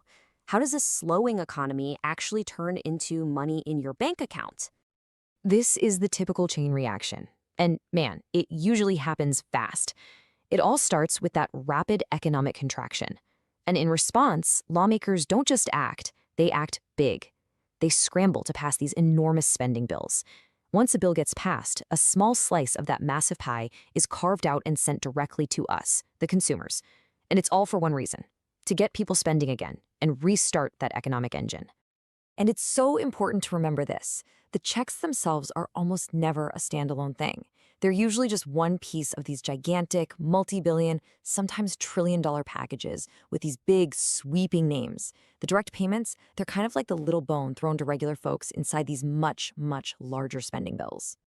I love this old stock market saying because it perfectly captures why lawmakers have to move so fast. You know, an economy usually grows pretty slowly, methodically, like walking up a flight of stairs. But when it falls fast, like an elevator with the cables cut. It's that sudden, sharp drop that creates the urgency, the political pressure to pass something, anything, quickly. So, here's another way to look at it, and it's a bit more controversial. Some economists actually see recessions as a totally normal, maybe even necessary, part of the business cycle. They call it a big old reset, a chance to clear out the old, inefficient stuff and make way for new growth. From this point of view, stimulus checks aren't really about stopping the reset, but more about cushioning the fall for everybody during that painful, but maybe inevitable transition. Okay, so we've got all these moving parts, all this data, GDP, inflation, consumer sentiment. So if you want to know what the real chances are of another stimulus, it really just comes down to one number. There's one indicator that stands head and shoulders above the rest in predicting what the government will do next. It gives us the clearest, most immediate picture of what's happening to the economy's health right now. And that number is, you guessed it, the unemployment rate. This is the 30,000-foot view. It tells you, in really broad strokes, whether the country is growing or shrinking. So why does this one number matter so much? Well, because a rising unemployment rate kicks off a really nasty, vicious cycle. Businesses start cutting jobs because their revenue is shrinking. But that means people have less money to spend, which, you guessed it, shrinks business revenue even more. It's a downward spiral, and lawmakers try to use stimulus to break that cycle. That's why a consistently rising unemployment rate is, without a doubt, the most important catalyst to watch. And all of this leaves us with a pretty provocative final thought. If a weak economy is what triggers financial help, does that mean we actually have to go through a painful economic reset for widespread relief to even become possible? It's a really complicated question about the tangled relationship between collective hardship and government help. So is a fourth stimulus check coming in 2025? It's a question I see literally every single day, especially from folks on a fixed income, Social Security, SSDI, SSI, VA benefits. In this explainer, we are going to break down the one critical factor that actually decides if another check gets sent out. And I'll tell you right now, it's probably not what you think. Let's get into it. This really is the big one, isn't it? After everything we've been through, the economic craziness, the rising costs, so many of us are hoping for just a little more relief. And look, this isn't just a casual question. For millions of people, it's about financial survival. So we're going to get to the bottom of what it really takes for another check to happen, because the way it works is not what most people believe. And you've got to understand, this financial pressure, it's not just hitting the lowest incomes anymore. The context here is just so important. When people who are earning six figures are struggling more than ever before, well, that tells you there's a major problem in the wider economy. And that is exactly why this question about another stimulus keeps coming up with such urgency, and it's coming from everyone. Okay, so how do we get from all that widespread financial pain to an actual check landing in your bank account? A lot of people, and maybe you're one of them, believe the answer is to just make our voices heard, right? Call up lawmakers, sign petitions. But is that really how this works? And here it is, maybe the single most important thing to understand in all of this. The idea that we can petition our way to a stimulus check. It's a complete myth. According to our source, it has nothing to do with that. The decision is not based on political pressure. It doesn't matter how many voicemails get left or how many emails flood their inboxes. The only trigger is, and always is, 100% based on the economy. All right, so if it's all about the economy, what's the actual purpose of a stimulus payment? Let's be clear, it's not just a handout because the government is feeling generous. It serves a very specific, very technical function in their playbook. And this right here reveals the real intention. Officially, the government doesn't even call them stimulus checks. The technical term is Economic Impact Payment, or EIP. I mean, the name says it all, doesn't it? The whole goal is to have an impact on the entire U.S. economy, not just on our personal finances. So here's how the process actually works. First, and this is the non-negotiable part, the economy has to hit a wall. We're talking a major contraction, a full-blown recession. Only then does the government move to step 2 and send out money. And that leads directly to step 3. They give us that money with one goal in mind, for us to immediately go out and spend it, pumping that cash right back into businesses to stimulate activity and hopefully stop an economic freefall. Now, this might sound a little harsh, but